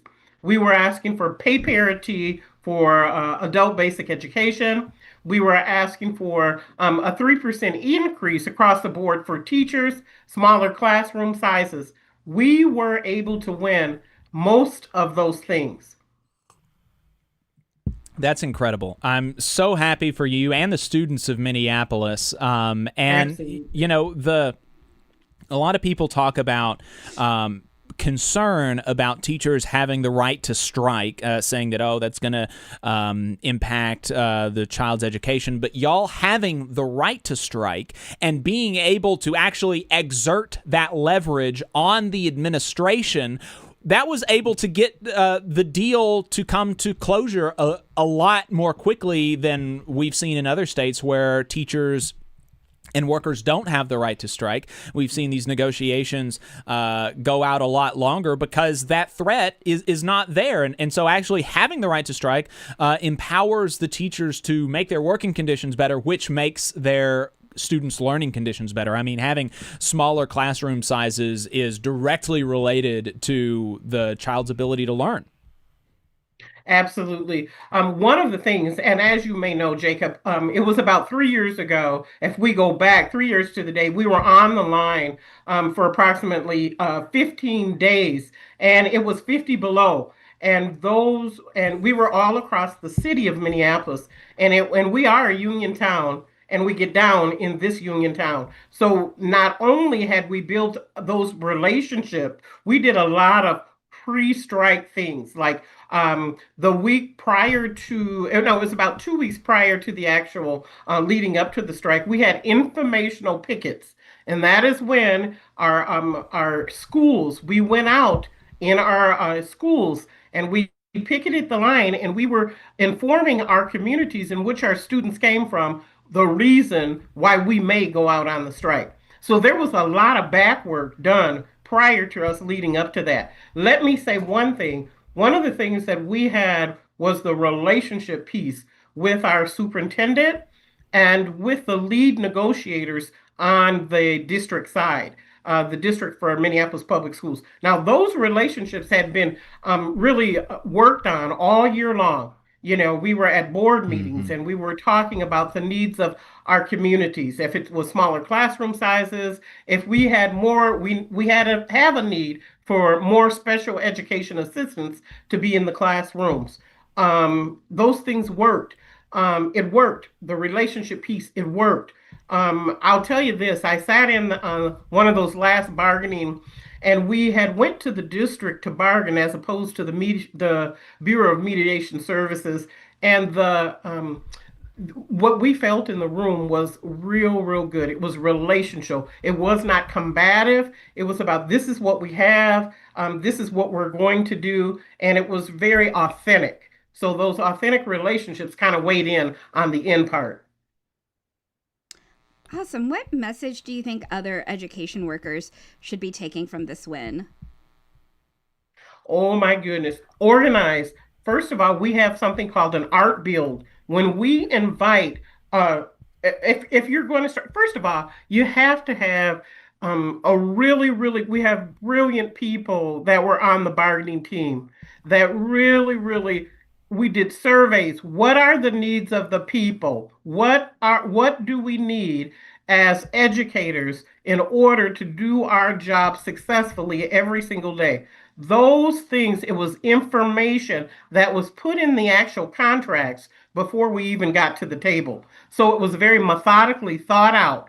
what are we going to ask for in this round of bargaining? What would be fair? So first of all, get your team tight. The team has to be tight. The teachers, the support staff, we have to be tight in terms of what our asks are going to be.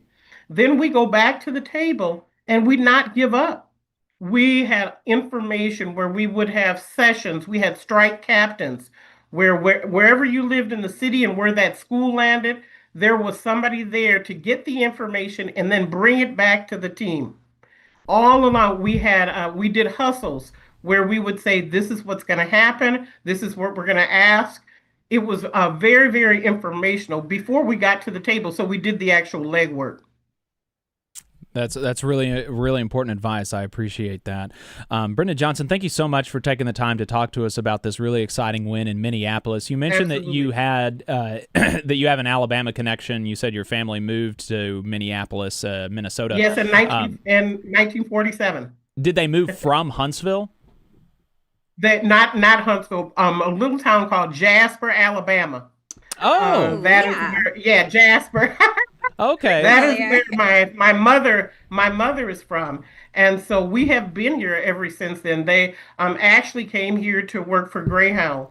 They worked for Greyhound. So we have my grandfather, and they were laborers, right? They were in the fight, in the movement. And so when we fight, what we know here, we win. That's awesome. And so, yes, and I know that Huntsville is progressing wonderfully. And if there's anything that we can do to help, model some of the things that we did, we would, our union would be more happy than to come down and share our wins and what we know.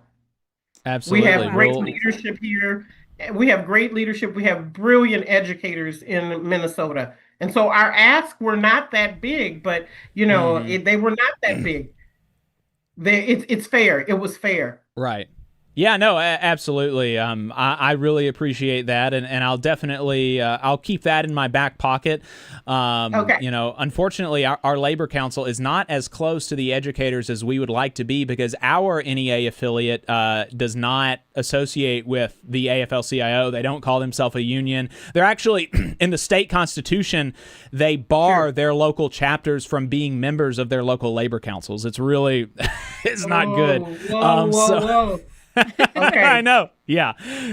Not good. So, so maybe you can come down here sometime and bust a few skulls for us and get them to remove that part of the Constitution. I mean, I'm going to tell you guys, one of the highlights always of our preparation, we have something called a strike band. Mm-hmm. And so we have these educators that are musicians that are out there with us. And we have the cheers and chants, and we have the community. Not only we have the AFL, we have ASME, and we have Say Tool, and those people are joining us in this fight. And the faith community, they were there, they're ready, and so it's just like a big family party, but it's serious too, right? Absolutely. The other side knew that we were coming with a lot of thunder. Yeah. Brenda Johnson, a worker at Hennepin County Juvenile Detention Center and a member of the Minneapolis Federation of Educators, Local 59. Thank you for your time. Yep. Thank you for having me. Bye-bye, Alabama. All right. See y'all. We should have also our next guest in the Zoom, right? Right, Ben? Dave Kamper is a senior strategist at the Economic Policy Institute. He is the author of Who's Got the Power? The Resurgence of American Unions. I'm really excited about this conversation. I believe Dave is also from Minnesota, so a very Minnesota-heavy program today. We'll have to do something about that and put him on a blacklist or something for a year before we get another Minnesota person on the program. We should take a field trip up to maybe Minnesota. Maybe we could do that. Those are definitely two different responses to having a bunch of Minnesota folks on the program. But Dave Kamper, welcome to the program. We're just that good. That's right. So I did get that right. You are from Minnesota. Yes. I live a couple suburbs north of Minneapolis. And, okay. Yes. Very good, very good. Well, really excited to have you here. I think shockingly, we've followed each other on Twitter for I believe a number of years, but I think shockingly this is the first time that we've ever got you on the program. Is that right? It is, and I'm thrilled to be here. You're fantastic folks. I just saw Adam last week at a conference from my day job, and he actually appeared on a panel that I put together and did fantastic. And so I feel like I'm returning the favor a bit. But actually, you're doing me the favor having me here because you're pretty great.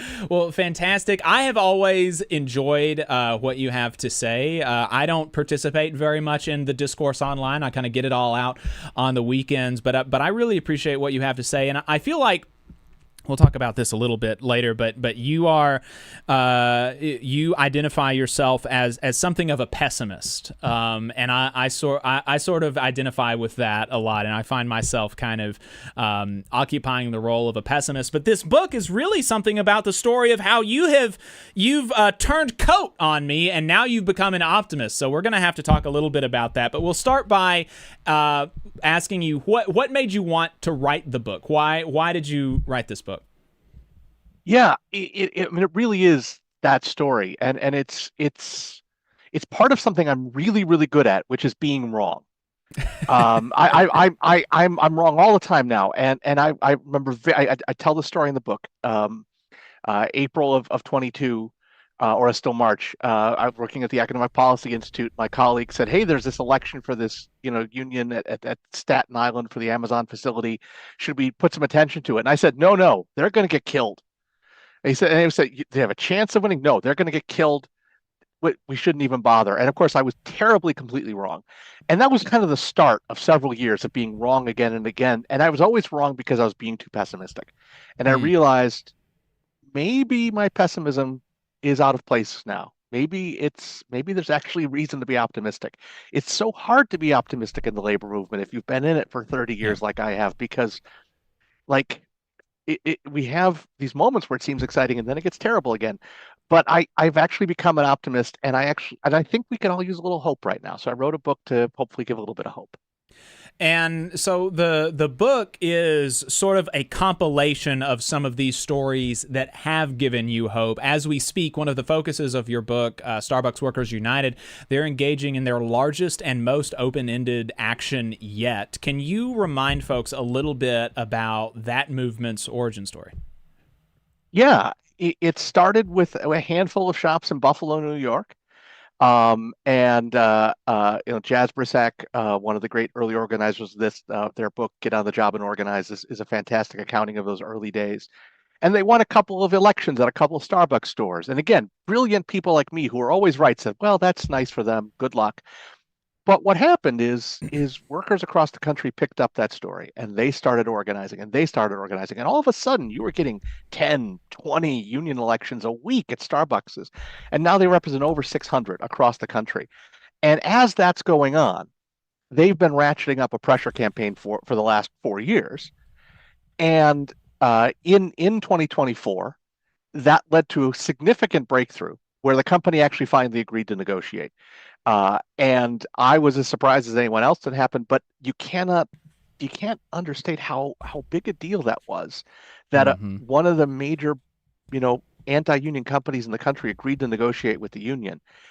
They clearly haven't been negotiating in anything like good faith. They clearly haven't been trying to take care of, reach an actual contract. And so these Starbucks workers who have been practicing strikes for years now, most of the Starbucks workers in the union have at least gone on strike once or twice. They're now calling out the big guns and kind of going on the big open-ended unfair labor practice strike in an attempt to finally pull that deal across the finish line. And it's the ultimate test of a strategy that I was sure was never going to work, but in fact has proven remarkably effective. They and you mentioned that they're close to the finish line. On their website, they say that that's what they say. They quote, "The actual negotiations are close to the finish line. The remaining dispute is over less than a single average day's sales, less than 4 months of CEO Nichols' 2024 compensation, and less than 1/4% of the company's annual revenue." I mean, that sounds very close to the finish line. How do you feel like the current events add to what you've written in the book? Well, it's both ways.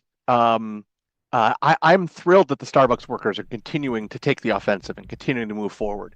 It's also true that in the months since I wrote the manuscript, things have gotten terrible for a lot of folks.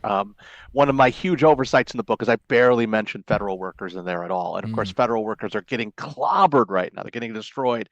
They're having a very difficult time. But all that being said, like you just had MFE on, like they're still fighting. They're still winning. They're moving the ball. And I would rather go into this Trump administration with today's labor movement than I would with any labor movement of my lifetime. And I'm 51 now.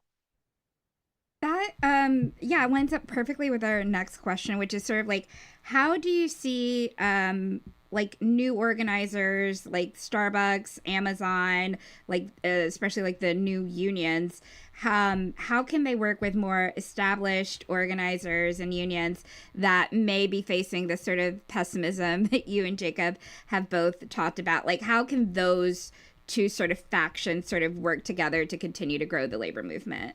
Oh, such a good question, because this is a real problem.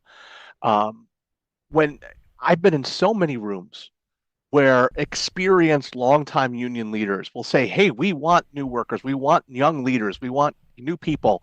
And what they mean is we want them to come in on our terms.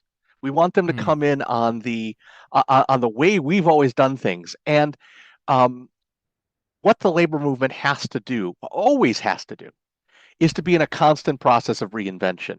We have a generation now, the younger millennials and Gen Z, who embrace solidarity with a natural excitement that was not present when I was that age. You know, when I was growing up in the 90s, the thing to be was an anarchist. You got off the grid, you separated yourself.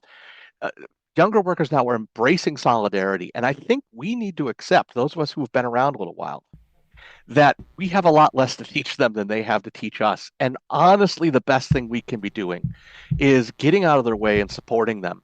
Because first of all, they're going to be the ones taking care of us when we're old, but also they're successful. They're doing really good things and they're doing them very well. And let's embrace that success. But this is a heavy lift for people in the labor movement, who, especially those who spent the 80s, the 90s, the aughts, like in a defensive crouch, because you needed to be in a defensive crouch because we were getting hammered. And the idea that you could step up, move forward, and take offense is really scary for a lot of folks. But I think you have to lean into it. You have to embrace that the energy that this Starbucks campaign, like, it's not supposed to happen. These things are not supposed to work, and it worked. And that means the way we've thought about things is wrong. And we've got to embrace the fact that younger workers clearly know what they're doing. Now, there's things we can teach, there's ways we can help and support, but it is support. It is, encouragement. It is not probably leadership. It is, let's get out of the way and let them lead us.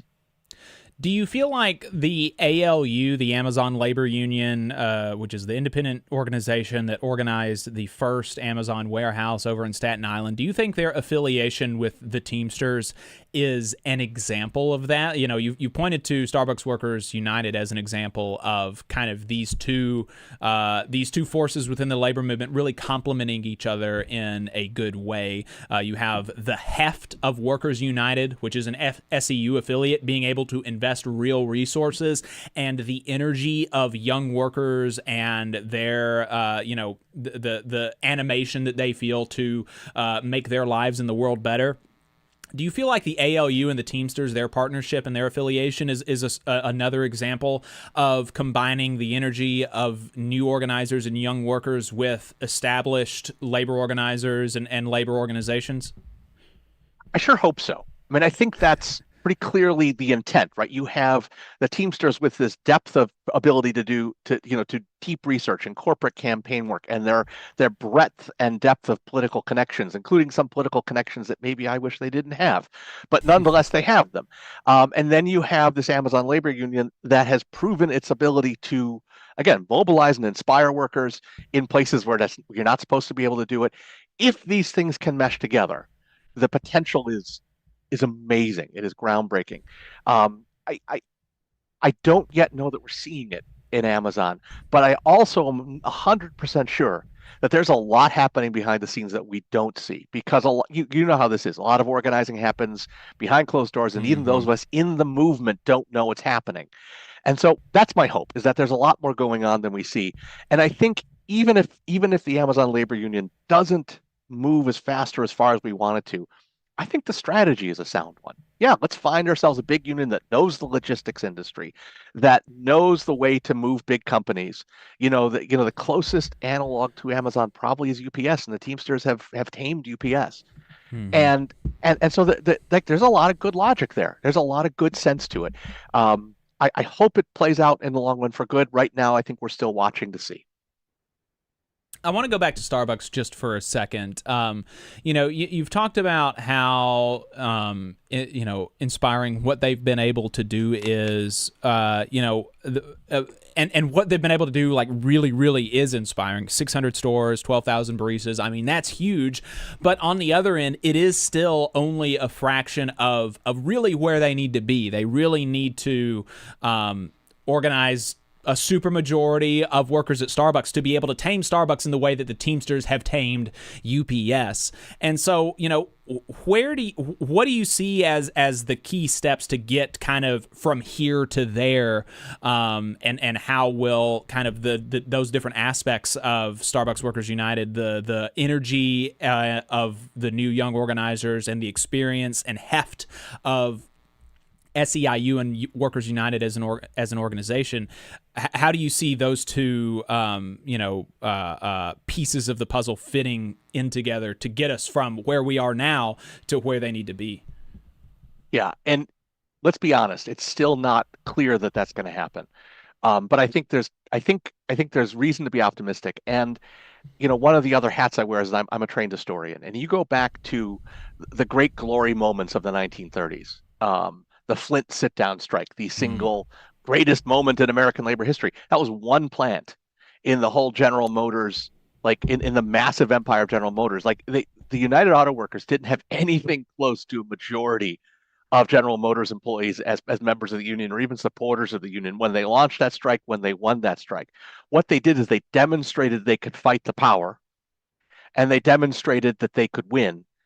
And that opened the door of possibilities, because the biggest thing holding workers back, polling, 70% of workers approve of unions right now. The thing that holds people back, the very reasonable thing that holds people back, is worrying, is it going to be worth it? Should I devote personal time, spiritual time, emotional time to an effort if it's not going to pay off? And so once you can prove someplace that it does work, that genuinely makes it easier for everyone else to step up. It really does. Like, that's why the book is called, Who's Got the Power? Because once you demonstrate you have the power, it changes perspective overnight. And so I do think if they can win this strike, and by win, I mean if they can get a contract that the workers themselves feel is good. You and I might have a different definition of a win there, but it's the workers that matter. If they are happy with the contract they settle, the fact that they have networks across the whole Starbucks empire, I think suggests that they could probably roll up other stores very quickly. Right.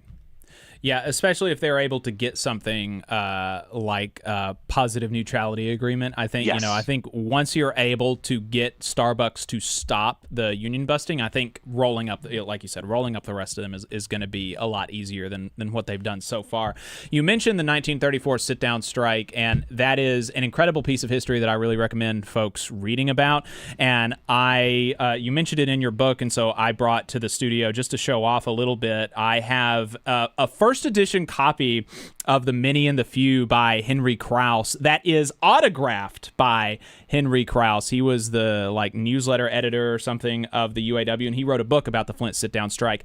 And the way that it reads is really almost like a spy thriller. I mean, it's incredible. It's a super cool thing, and it's an indictment of our society that I was able to get it for $10 on eBay. So I really think that if someone's going to make like a Netflix series or whatever on union organizing, it's a spy genre. It really is it's a thriller. It's about clandestine meetings. It's about conversations that have different meanings to different people in different rooms. It's about who's watching around the corner. I mean, you could absolutely do it as a brilliant spy drama. Oh, especially the Flint one. I mean, one of the meetings that comes to mind is how they had a meeting with a lot of people in it where they said a strategy that they're not going to do so that they could get the company spies to go and tell the company they were going to do this thing. And then they had the real meeting with the real organizers, and they had weeded out all the stool pigeons and stuff. And they did, I don't know. It's super, super cool. Really interesting stuff. So I recommend people reading it, The Many and the Few by Henry Krauss. Absolutely. And, Absolutely worth reading. Some good lessons for today. Yeah. Speaking of the UAW, you focus a portion of your book is focused on graduate worker unionism. The UAW has been a really big player in organizing workers in graduate programs, and you talked about how the legal landscape has been constantly shifting for graduate workers. At one point in American history, they have the right to unionize, and then they don't. We're in a period right now where they've had the right to organize for several years, and they have established themselves really as a force in the American labor movement. And that gives you hope for optimism that they're able to maintain. Now that they've got this huge foothold, I mean, probably 100,000 grad workers across the country are organized. They have gone on strikes. They have gotten their administrations to capitulate and give them good contracts. And so that gives you reason for optimism that even if the NLRB, quote unquote, takes away the right to organize, that they still are able to keep it. But then on the other hand, you have graduate workers at Vanderbilt University, a private college in Tennessee. They withdrew their petition for a union election earlier this year out of what I can only surmise is a fear that the Trump NLRB would take away the right to unionize for all private sector graduate workers. And you have also not seen a similar graduate worker union flourishing in public sector universities in red states where they don't have the right to collective bargaining like they have in blue states. And so I'm curious, how do you kind of weigh those two things, the reasons for optimism and the reasons for pessimism, and what do you make of the landscape that exists under Trump for this section of the labor movement that has really provided some of the biggest wins for the labor movement over the last 5 to 10 years? I mean, again, last time I made a correct political prediction was 2008, and so I should get out of the business completely. The first Trump administration didn't act on graduate student unionism. It's the dog that didn't bark. They didn't take away their legal rights to organize. And that's why we've had this explosion, because they've now had the legal right for 10 years and they've used it. And as you say, in that time, I come out of the graduate employee unionism world long ago and far away in the public sector. But now every institution in the Ivy League except for Princeton is organized, and almost all the biggies around the country, Stanford and USC and Duke and so many others, including some in red states like Duke, have organized unions successfully. But it is true that a bad decision from the labor board can cause a lot of challenge. Now, the Vanderbilt thing, I don't have any inside information, but the Vanderbilt thing was about a law called FERPA, the Family Educational Rights to Privacy Act, and the obligation of the employer to preserve student information. And does that mean you can give out employee information? And that issue actually bubbled up in the early aughts, and I thought it had been resolved. I'd frankly forgotten all about it until the Vanderbilt issue came up. But clearly the UAW is right to be concerned about what's going to happen. It's also true that the National Labor Relations Board has a lot more power over a new union that's trying to organize than one that's already established. The ones that are already there, they have a collective bargaining agreement. And the National Labor Relations Board cannot, or at least will not, even under this board, will not nullify that agreement. The employers may say, well, we're not going to bargain anymore, and the unions would have to fight it out. But they've proven they can fight, and they've proven they can win. And so, everyone's right to be cautious. And the Trump Labor Board's going to do some pretty terrible things. But my God, you're right. It's 100,000 people probably now organized in all the major institutions of higher education in the country. And they did so very quick and with massive margins, 98% wins, 97% wins in these huge turnout elections. I think I like their chances of holding on, even if the labor board is mean to them.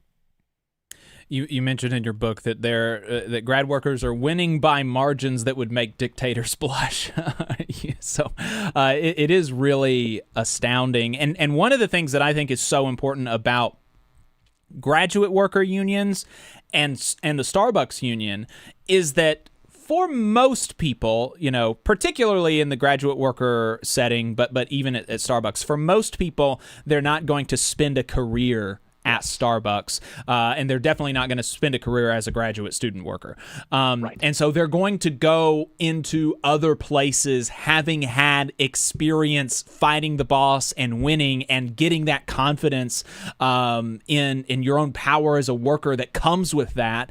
What do you think that is going to mean 10 years from now, when we've got a whole economy that has been seeded with all of these people that have had really positive experiences with the labor movement, really positive direct experiences with the labor movement, not just, I saw on the news that the UAW got a good contract, or my great uncle was in the coal miners union, but when I was at university, when I was at college, I got a big raise because I fought and won. What is that going to mean 10 years from now when these people are all over the economy? This excites me more than almost anything else. It is, you're blowing on the dandelion and the seeds are scattering. The graduate unionism. 10 years from now, every pharmaceutical company who hires researchers are going to be hiring people who were union members. What's that going to do to the pharmaceutical industry? I don't know, but I'm really excited to find out.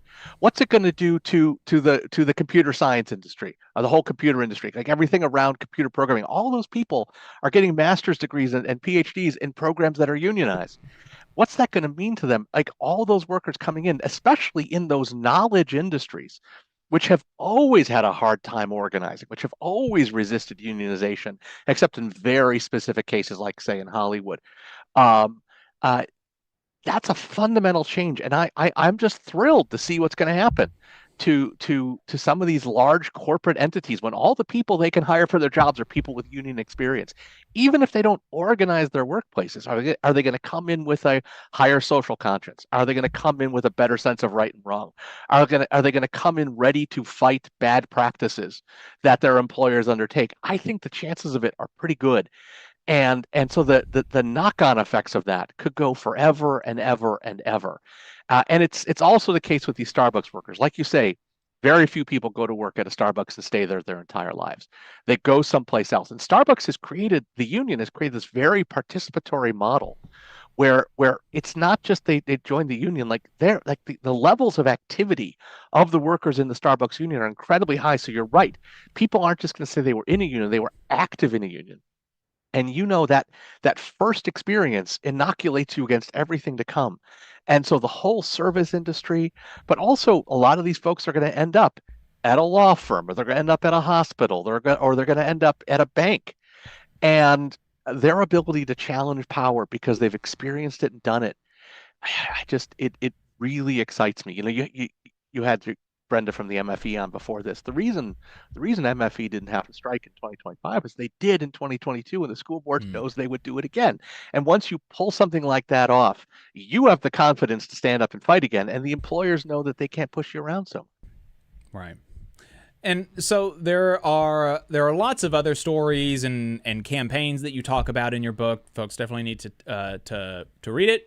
Get it? Who's got the power is the title of the book.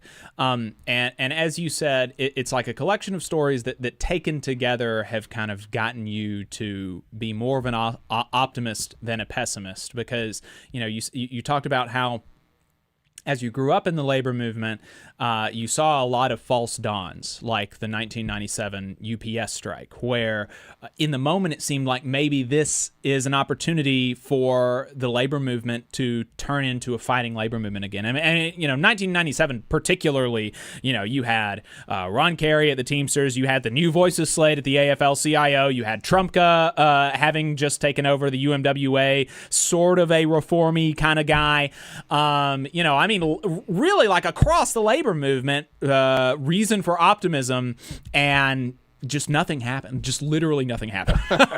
It's really sad.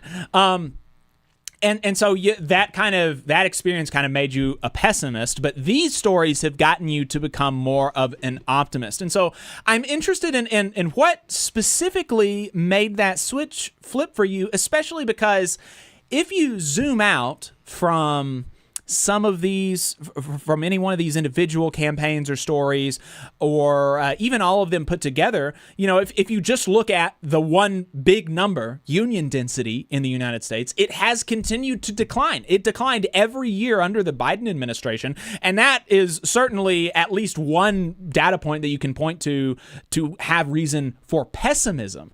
And so, what is it about these stories and these campaigns that you feel like kind of overrides things that you could look at on the other hand that would give you reason to continue being a pessimist? Yeah. I mean, look, the density number is definitely the biggest thing that weighs on me. Like, great things are happening. The numbers aren't moving on a global scale. And like, it's very reasonable and understandable to say, look, that really should mean something. And it's not. And so I agree that's there. Here's the thing that I feel was different. The 97 UPS strike was a successful strike. It was a successful defensive strike. It preserved full-time jobs and kept and reduced the amount of part-time jobs. And it was a temporary solution because they had to fight the whole thing again this last time around. But the wins that labor had at that time, with certain exceptions, the Justice for Janitors campaign probably being the single biggest exception, were defensive wins.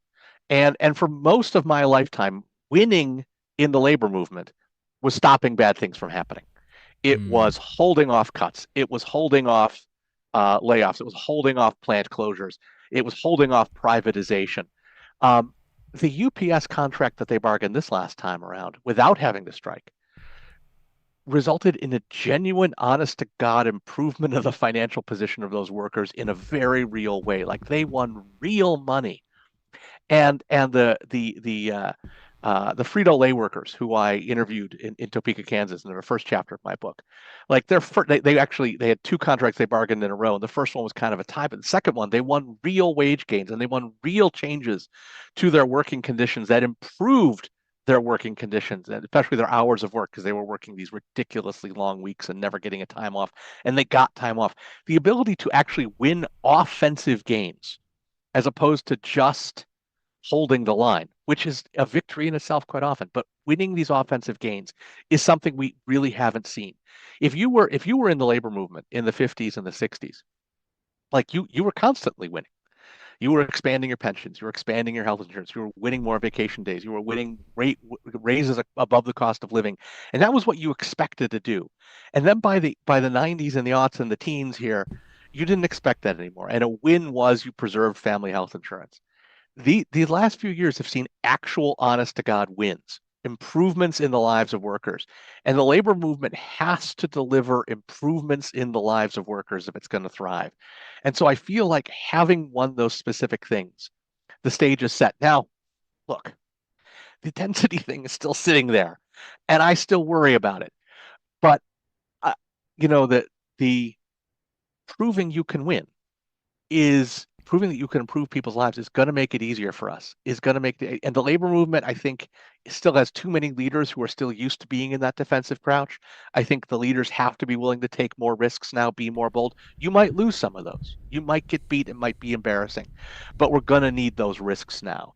And if they're willing to take those risks, I think we could see a lot of great things happen. But, maybe I'll be wrong, and maybe this will just be another false dawn. But if so, it's still a story worth remembering. Yeah, no, I like that. I appreciate that optimism and also the encouragement for risks. Earlier you said that more established organizers should be offering younger, newer organizers support. What kind of support can they offer, or what sort of education or training do you see newer organizers missing as they're entering this? It's a good question, and I would say that if you are a veteran organizer like me, don't go into the space thinking I'm going to teach them things they don't know, because we can be incredibly condescending without even trying.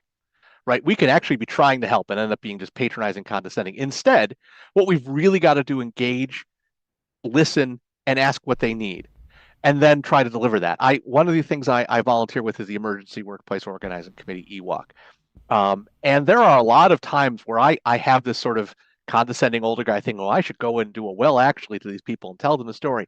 But what actually does happen with EWOC is time and time again, people genuinely ask questions to learn, and there's an opportunity to teach, and you take it. And so there's got to be a patience there, a patience to wait for people to come and ask you for the help, because I think they are. I think a lot of the younger workers who are organizing these places, they are not pretending they know everything. They know there's a lot they don't know. They're asking for help, and then you can bring it. And what I would also say is that there's a difference between bringing your expertise and bringing your experience, and I think it's the latter that experience that more veteran organizers should be bringing. I like to think of myself as someone with a lot of expertise. I think I know a lot more about labor stuff than most people. I really do think that's true. But when I actually am put in a position where I'm genuinely mentoring somebody, it's experience that comes out rather than expertise. It's, yes, you're walking through this. I've been down this road before. Let's talk about how it's working out for you. Let's talk about some, ways that you might, learn from the ways in which we've done it in the past. But let's also see what kind of inventive ideas you might have and how they play out. And so I would say, first of all, be patient. Wait for them to come to you, and lean more on your experience than your expertise, because illiterate shoemakers in Massachusetts did this 100 years ago. Expertise is overrated when it comes to labor, but experience still matters. What do you think is the most important takeaway from your book? The most important, well, I said it in the book, and I'm genuinely serious about it. That if you take one thing away from my book, put duct tape on the handles of your picket signs. It is absolutely a crime to see people on a picket line holding a plain wooden stick. That will kill your hand after 20 minutes. You put a little bit of duct tape on it, and you can go all day with that picket sign. In the broader sense, what I hope people take away is hope, that you don't have to be pessimistic forever. Things are really bad right now.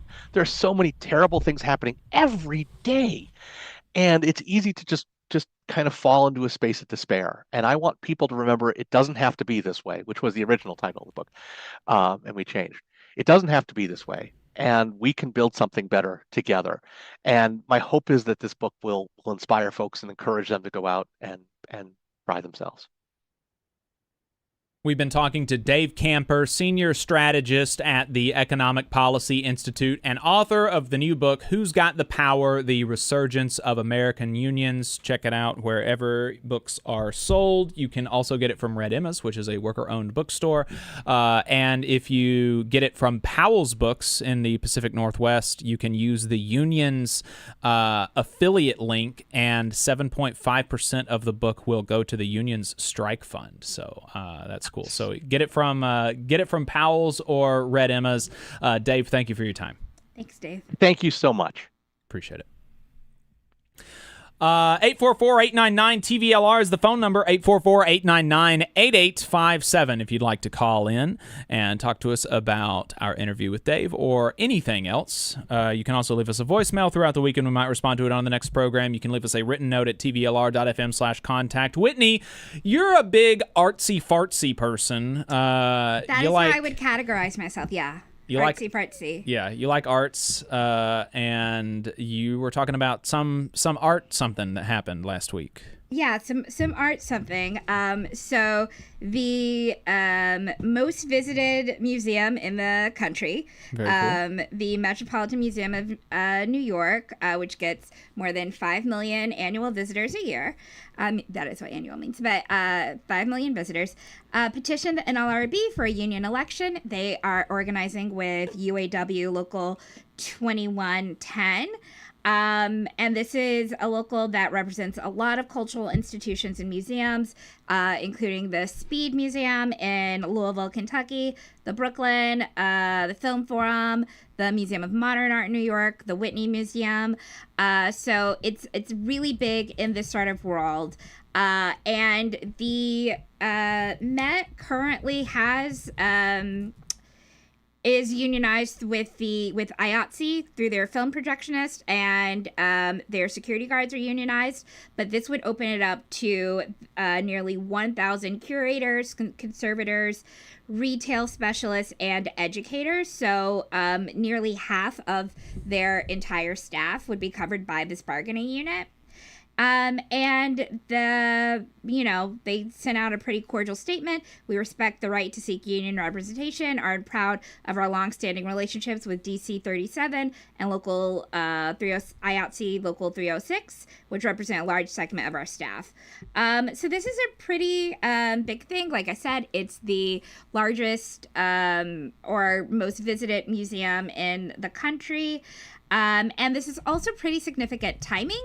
Last week, it was also announced that the Met Gala, which is the museum's largest fundraiser, is being sponsored by Jeff Bezos, who is infamously very anti-union. So this timing also feels pretty significant in a way that these workers are standing up, trying to organize themselves. And, likely they're about to face a lot of pushback if Bezos is trying to, be an even larger benefactor to this institution. And so it's very important that they have a say in what's coming down the pike for them. And so does this mean that the entirety of the staff will be union after that, or except for management, obviously? Like, does DC 37 and IATSE Local 306 represent the rest of the workers, or? Basically, that's what it sounds like, yes. Okay. So, so they have about 2,000 employees. And so this unit would cover about 1,000 of them. And then between management and then the other units, that would cover basically all 2,000. Very cool. And why do you think it's taken this long for them to organize if the rest of the staff is already union? That's a great question. It seems like they have been wanting to push for this for a while. Like I mentioned, other museums have organized with UAW in probably like the past decade, and it seems like especially post-COVID, there's been a big push there, and finally one of the in the press release, they said that they wanted to wait until they felt like they really had pulled the support together. So it sounds like they've been doing some organizing for a few years to really pull this support together to feel like they are likely to win this election. I wonder if, we were talking about how like the graduate student unionism and the Starbucks unionism is going to be sort of like spreading a bunch of seeds across the country. I wonder if we were able to talk to anybody on the organizing committee, if we would see that any of them came from a graduate student union or maybe Starbucks or something before they were before they did their jobs at the Met. That's a great question, and is likely, especially with like curators and conservators, those usually require like some advanced degree. And again, serve with these cultural institutions and nonprofits is a lot of times people accept like pretty paltry wages in terms of like in exchange for prestige. So what happens is a lot of times people that come from money are the only ones able to like have these jobs. And especially when you're talking about getting advanced degrees, that requires a lot of like student debt. And so these jobs can be very exclusive. And so I think unionizing is a really important way to make them a little bit more accessible, which in turn makes like these cultural institutions more accessible in terms of the art they're letting in terms of the people they're letting in. They can push for lowering their cost of admission, or making sure that the collections are more diversified. So it really affects the larger community as well. Appreciate that.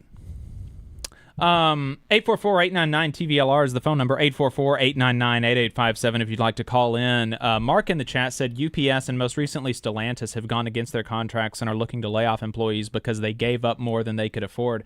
I mean, that's just, that's just not true.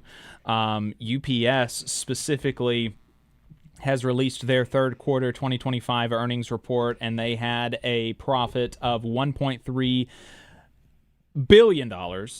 And so the idea that they've got such a huge profit,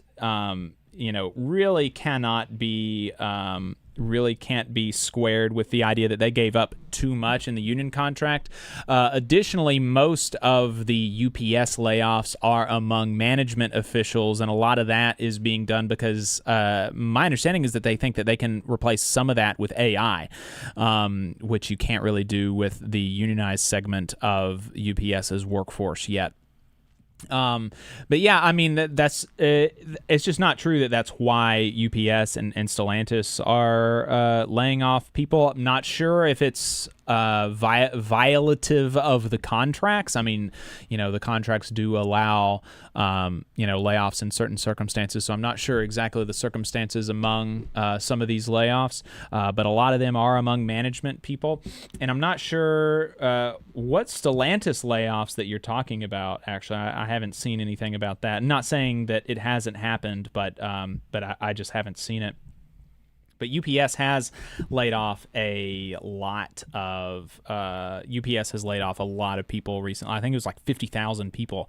They said that they're going to be laying off ahead of their busy season, which is crazy. So, I mean, really concerning kind of stuff. But, yeah, not good. Not good, less than ideal. We've got one more story, this one in Canada, where GM is threatening to close a plant. The workers there, Unifor Local 88, are threatening to seize the plant if GM Canada tries to remove machinery from the site. I'm reading from the Windsor Star. More than 1,100 laid-off workers, members of Unifor Local 88, will take over the plant and refuse to leave, impeding any effort by the automaker to remove equipment, said Mike Van Bokel, union chairperson. It's the only leverage we have, he said. Such a move could force GM Canada to seek legal action and remove the workers, and the union is prepared to fight the company in court. Van Bokel said, "We will occupy the plant until there is a way forward. We want to team up with the federal government and GM to get something for the plant." Van Bokel fears that if GM is allowed to take machinery, the plant could be mothballed and never reopen. GM last month announced it is pausing production of an electric cargo van assembled at the site, forcing the layoff of more than 1,100 workers. On Tuesday, the union chairperson met with Canada's industry minister, Melanie Joy, Secretary of State for Labor, John Zeruchelli, and Ingersoll Mayor Brian Petrie. The union spokesperson said it was a good meeting. She told GM to come back with a commitment to the plant, and she said that talks are continuing. So we'll continue to keep an eye out for that. But, sit-down strikes are sort of the bedrock of union history. We talked to Dave Kamper a little bit about the Flint sit-down strike and how that really is kind of the origin story for the UAW and the labor movement in the United States. You can read about that in The Many and the Few by Henry Krause. It's a great book. You can get reprints of it that are new. I don't read that version of it because it's older. I have two versions of it. I only read the new one because I don't want to mess up the old one. But yeah, I mean, really, really interesting story, and it's going to be interesting to see what these workers end up doing and how GM responds, because obviously that is a big escalation.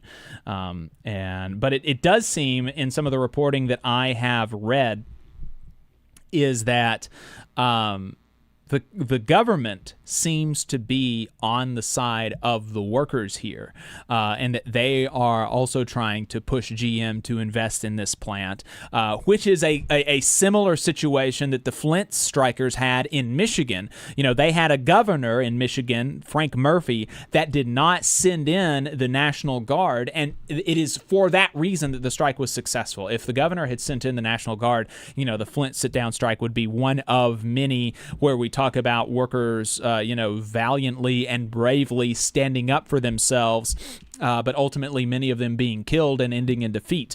Because Frank Murphy did not send in the National Guard, And because he instead used the National Guard to keep the peace and to keep the company from sending in private goons, that the Flint sit-down strike was victorious. And so it seems like there's a similar situation in Canada now, with the government being on the side of the workers and not, at least not outright condemning their threats to seize the plant if the company tries to take machinery. So that's really great to see, and looking forward to, seeing how this how that story unfolds. Quirky Geek Girl says the auto industry is really bad in Canada now. I hope they can win this fight. Yeah, yeah. We'll see. We will see. All right. Well, 844-899-TVLR is the phone number, 844-899-8857. I don't know that I've got anything else to talk about. If anybody wants to call in before we wrap, you can do that at 844-899-8857. Otherwise, we're going to go ahead and wrap a little bit early. TVLR.fm is our website. You can subscribe to our newsletters there. TVLR.fm/donate to help us stay on the air. We're on 5 radio stations across the South, and we're only able to do that because of the support from unions and our listeners. TVLR.fm/store to buy our merch. Whitney, you have anything else? No updates here, but thank you for having me on the show. I'm glad to fill in for Adam. Glad he will, I assume, be back next week. And yeah, good luck to everyone fighting the good fight in LA this weekend.